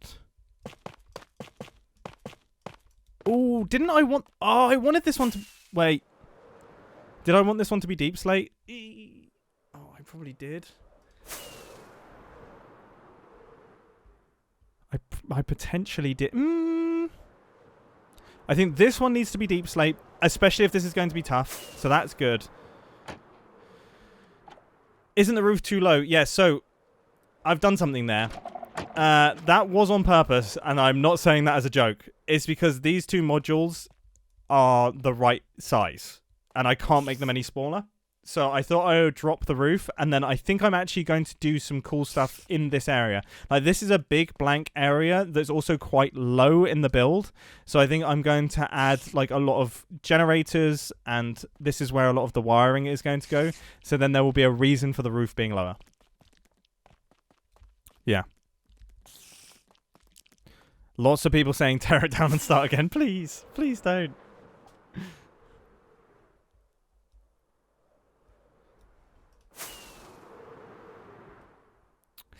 Yes, I am aware that I have not lit up any of the area underneath, and I am also aware that I am unlikely to do so. He's still live. Somebody just commented he's still live. Yeah. Yeah, this is taking a lot longer than I expected, actually. But I'm determined to get it finished. But that should be a he's still live with, like... Hopefully that was positive and not like, oh my gosh, this guy's still live. Like, give it a rest. Stop.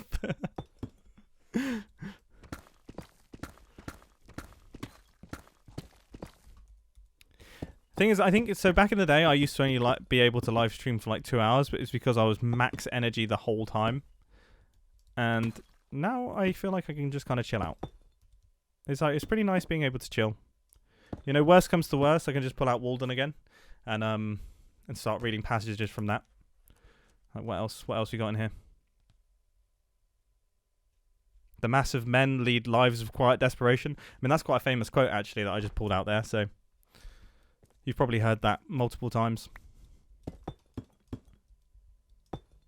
Oh, I tell you what, actually though, in terms of books, I actually do have an awesome book on my desk. This thing's heavy as heck.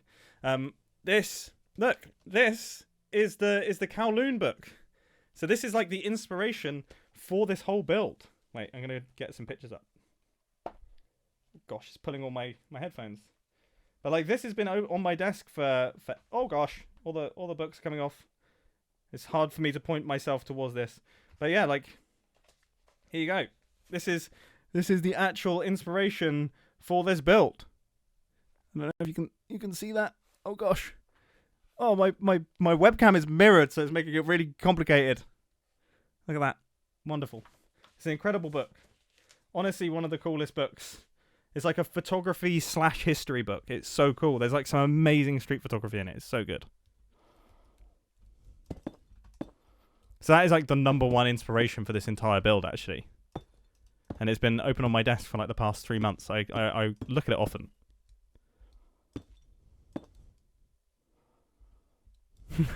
What was the name of the book that you read out again? I might order it. It's Walden. Walden by Henry David Thoreau.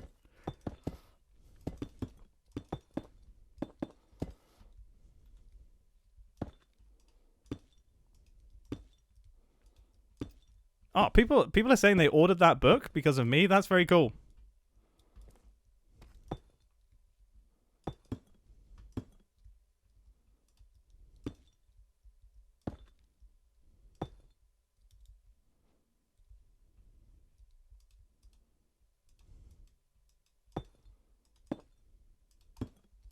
Right, I'm trying to think in terms of shadows.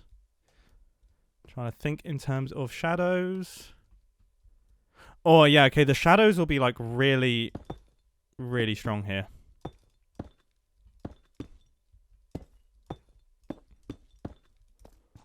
Because this is where, like, a lot of the...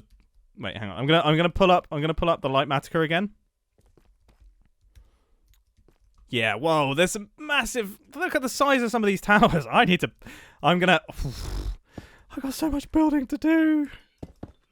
I'm so aware. But here's the thing, okay?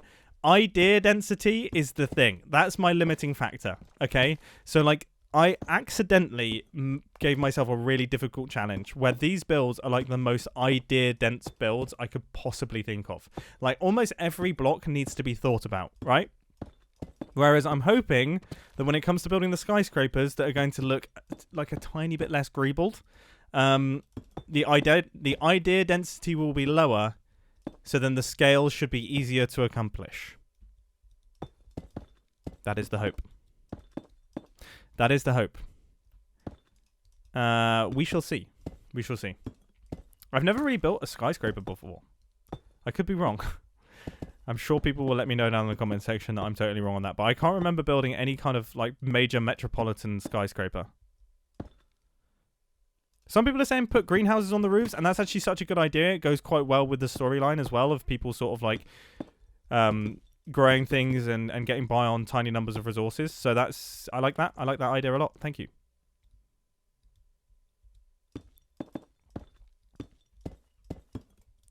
Well. Oh wait, have I run out of food? How long have I been out of food for?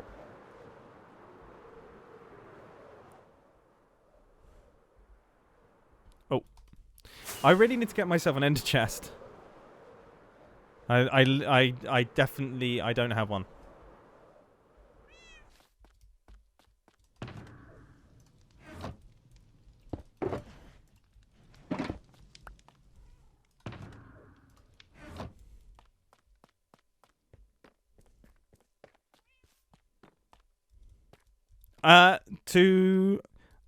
Yeah, so somebody said our hammer I can't read that. It's too small. I'm so sorry. And they said that they think Thoreau is sort of full of it regarding self-reliance. Bro was a rich boy talking about how he doesn't really need society. 100% agree. But that I think that like the thing is, I think sometimes it's like I will freely admit that he is mad. Like I think he is also mad. In an interesting way, but like, yeah, he's a bit nuts.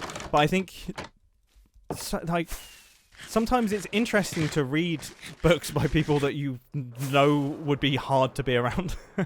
You know, like I feel the same with like there's a book, there's an author called Jack Kerouac who has written like a bunch of different books, and I do quite like Dharma Bums. Like Dharma Bums is an interesting book to me, especially like the mountain climbing segment in Dharma Bums, which I think starts around about chapter 6, I think, and goes for a few chapters. I think it's an incredible, like it's an incredibly well written sort of account of what it's like to climb a mountain. You know, I think it's just really, really beautiful.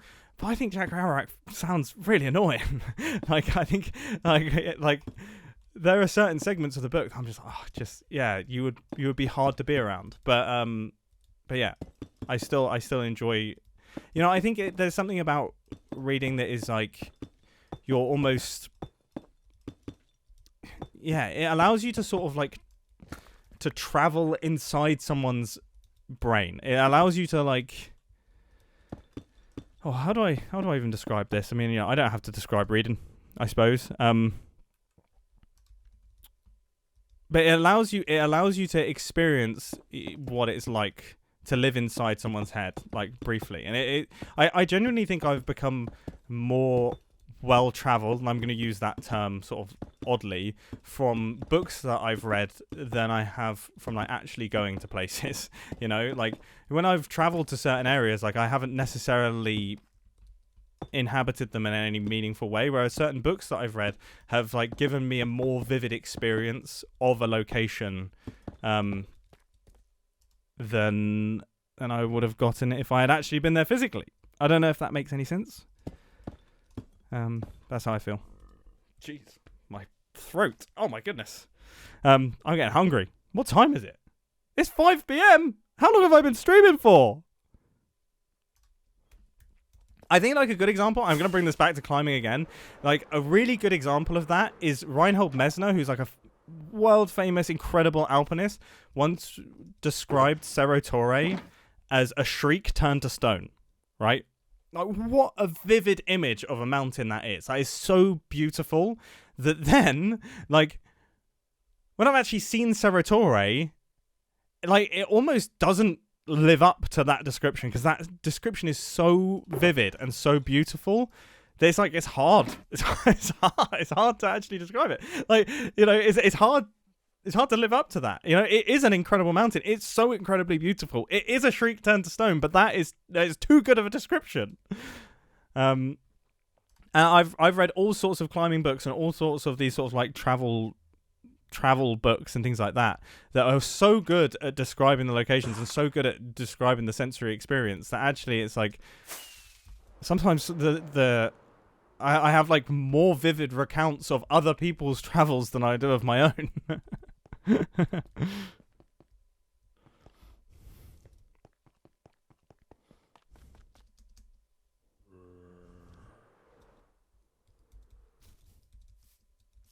But yeah. Anyway, that is I don't know. I come and go with reading. You know, it's like it's a tricky thing to also lock into. I'd say my reading is inversely related to the amount of time that I spend on Instagram. I think that's fair to say. Like sometimes I'll just get really into spending lots of time watching a whole lot of reels. And the problem is reels are the funniest things that have ever been created. Like I genuinely think, because there's just so much speed. Like someone can come up with a silly idea and then film it with zero budget and get it out into the world immediately, and there will never be anything funnier than that. So reels and TikToks are the funniest things in the world, but then equally they are also too addictive. Like I have absolutely zero I guess, snobbery when it comes to content. I genuinely think that Instagram Reels and certain TikTok creators and Instagram creators and everything like that are funnier than like entire comedy productions. 100%.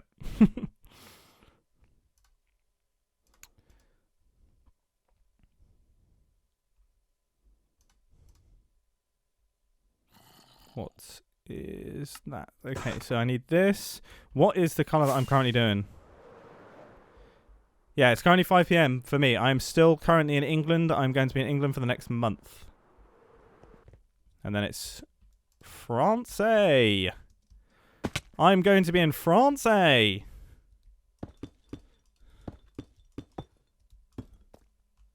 I've forgotten how it's to say I live in France.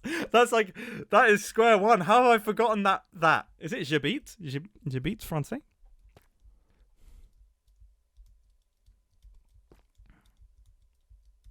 I don't know.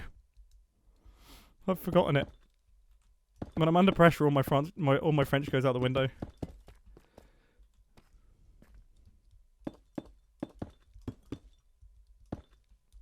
I was joking about the Francais thing, by the way, just to be clear.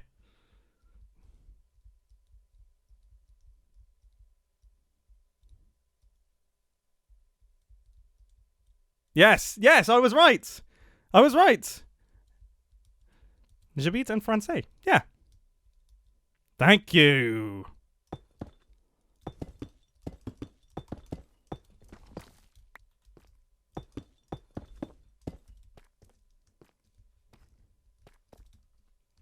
How we looking? Now remember, just to be clear, all of these roofs are going to be covered in all sorts of different bits and pieces.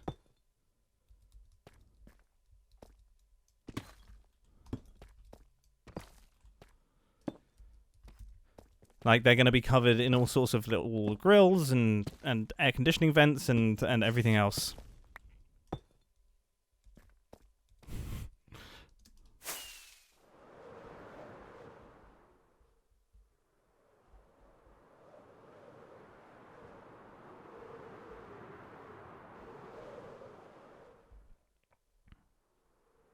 We are almost there.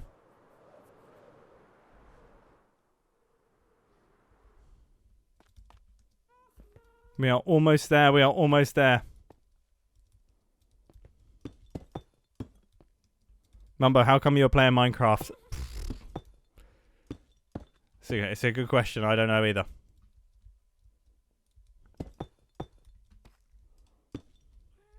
Have you played any climbing games? No, but Cairn is meant to be really fun, but it doesn't work on my computer at the minute.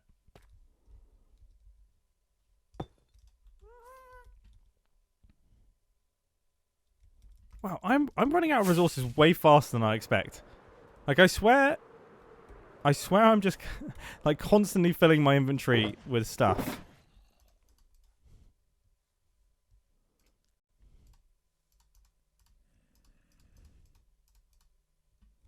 Oh, I'm getting so hungry. Now that I know what time it is, I am starving.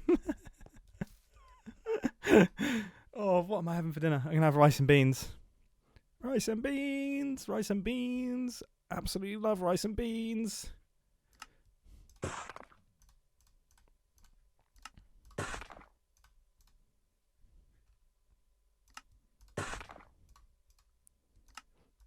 Almost there.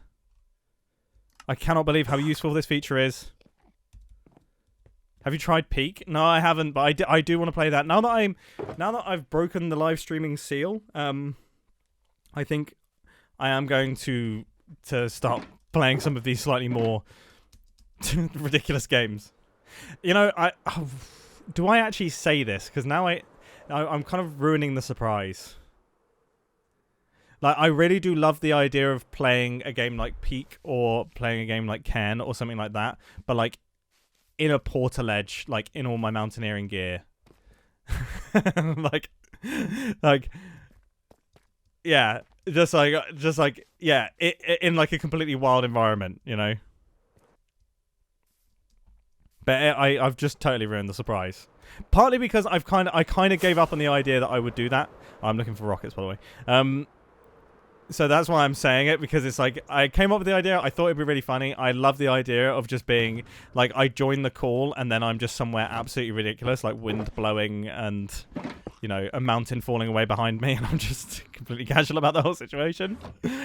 But just the logistics of that were way too complicated for me to work out, so I never did it.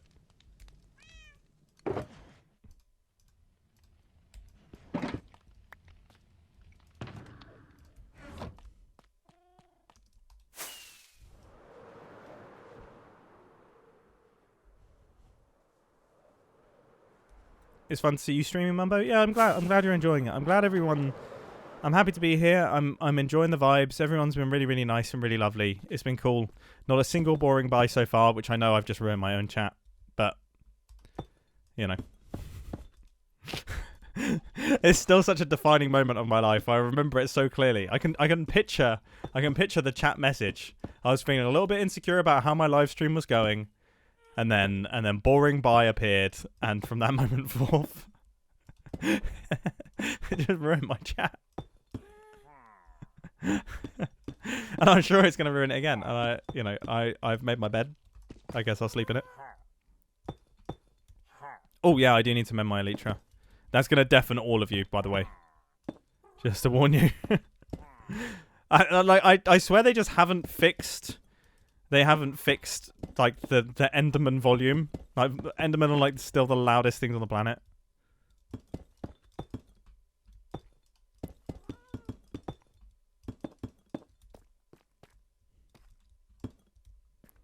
Well, you know what? So far, the only boring buy I've seen is actually from my own mod team. So nice. Like my whole chat is extremely well behaved, apart from my own team. Oh my goodness! Hashtag blame Gareth as well. That's a throwback.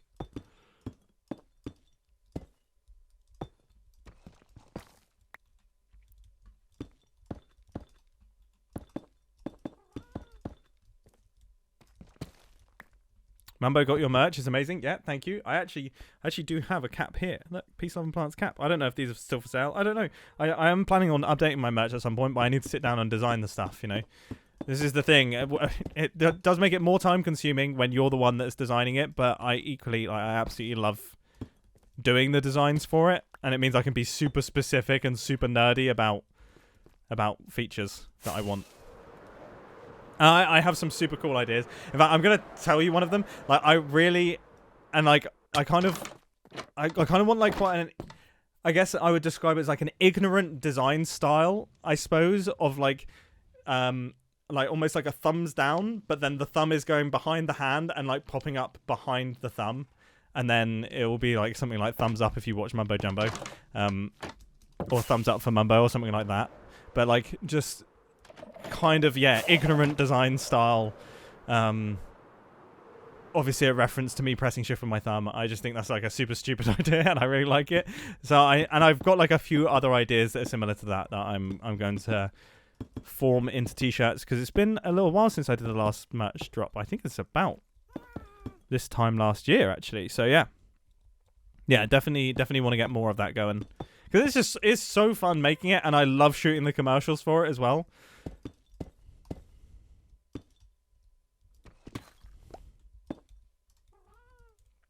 Like that's the one, I am retired, or at least somewhat retired from filmmaking, but it is extremely fun. Just getting to work with all my old friends again. Obviously, I just hire all my friends that I used to work with in the film industry, like consistently.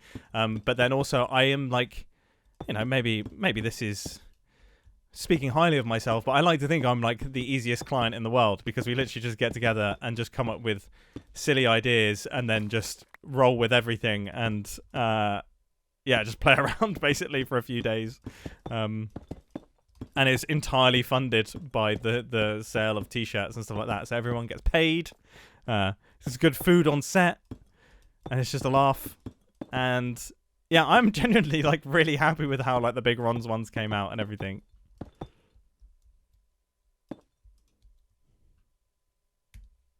Mumbo gave up videos? No, what?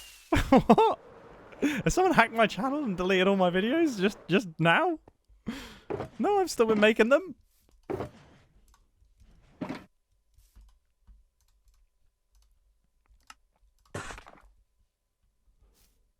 Have you thought about how you want to design the macro transact tower? I haven't thought about much of the actual design of the tower. I've thought of the graphic design for the macro transact logo. Is that yeah? I've done a little bit of that. But no, I haven't thought too much about like the actual design yet. I think I am going to make use of the forced perspective, which I did speak about in the previous Hermitcraft episode, though. Like, I'm going to make it so that maybe yeah, the sort of floors are really short. I might even people were talking about how Scar had mentioned in one of his streams that actually the Disney castle gradually compresses towards the top. So then it looks like it goes really tall, but it's actually not that tall. I might look into doing that. That'd be kind of cool. Mumbo, do you prefer coffee or tea? I'm a coffee snob. I'm all out coffee snob. All the way. So yeah, I'm a coffee person. I don't actually drink tea. Ah! Thank you, Mythnick.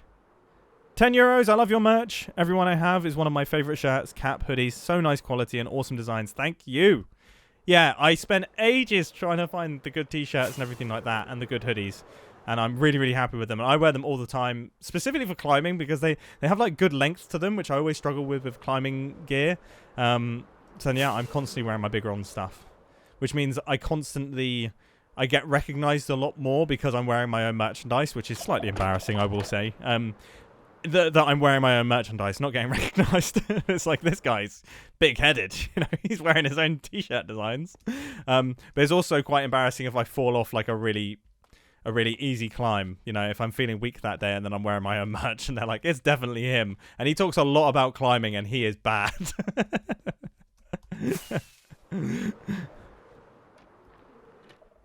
Cool, there's a lot of people that own my merch in the chat. Well, thank you so much. I'm glad you like it. I will definitely crack on with doing some more designs then if it's so well liked. Are we there? Have we done the roofs?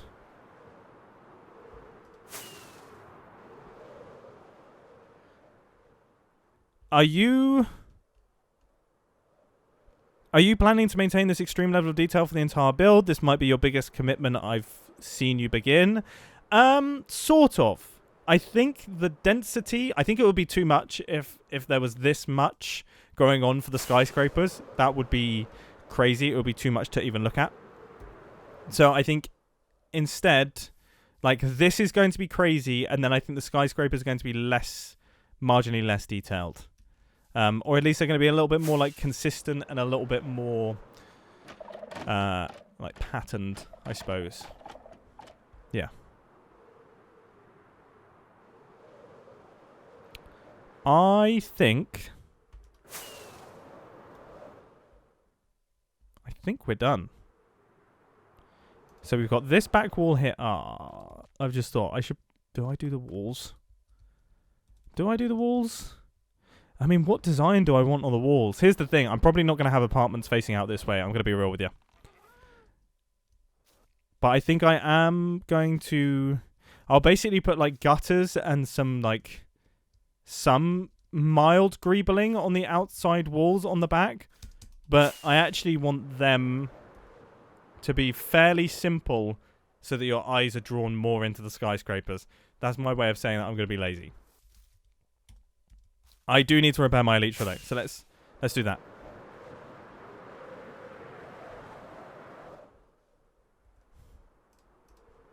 Oh.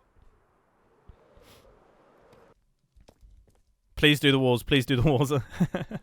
Oh, graffiti's not a bad idea. I absolutely loved what Impulse did last season with the graffiti and getting other people to do it. That's such a cool idea. I don't know if that will work quite so well for me because it's much less visible. But it's a cool idea.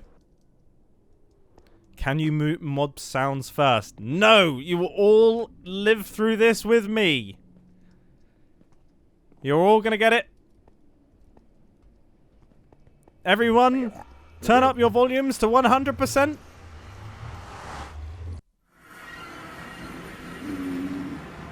Everyone, prepare. Oh no! Am I gonna get fully mended from here? No! Although this is actually really useful. Yes, okay. Yep, prepare yourselves. Prepare yourselves. Turn up the volume.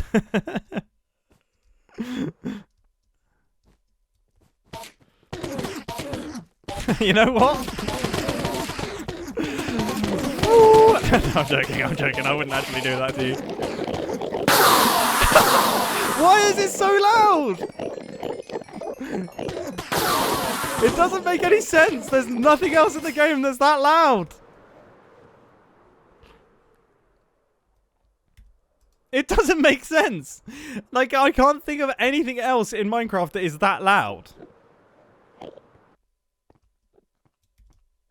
Like, every other sound is reasonable. It doesn't make any sense. It really doesn't. Like, listen. Perfectly reasonable sound. That's kind of annoying, but like perfectly reasonable. Like, why is it that loud?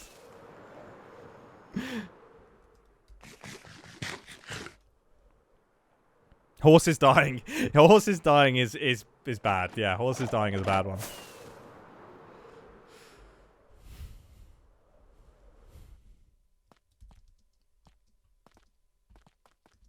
Okay, team. I think we're done. Yeah, 3.5 hours. Not bad. Not bad. Not bad. That's a pretty good live stream. I've really, really enjoyed myself. This has ended up being really pretty. We've talked about all sorts of stuff. I spoke about climbing lenslessly. I've talked about Walden. Oh, gosh, why is anyone watching? Gosh. Yeah, gas screams are pretty loud as well.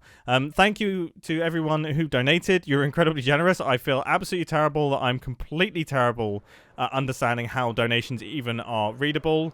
In fact, I just got one from someone that's just gone past, Aaron Joseph, telling me to remember to light underneath my build. I've got bad news for you, buddy. I've got bad news. It's probably not going to do so well there. But yeah, we've made a lot of progress there. We've done really well. This build is now looking much more like an actual build, which is pretty sweet. And who knows? I may end up live streaming again.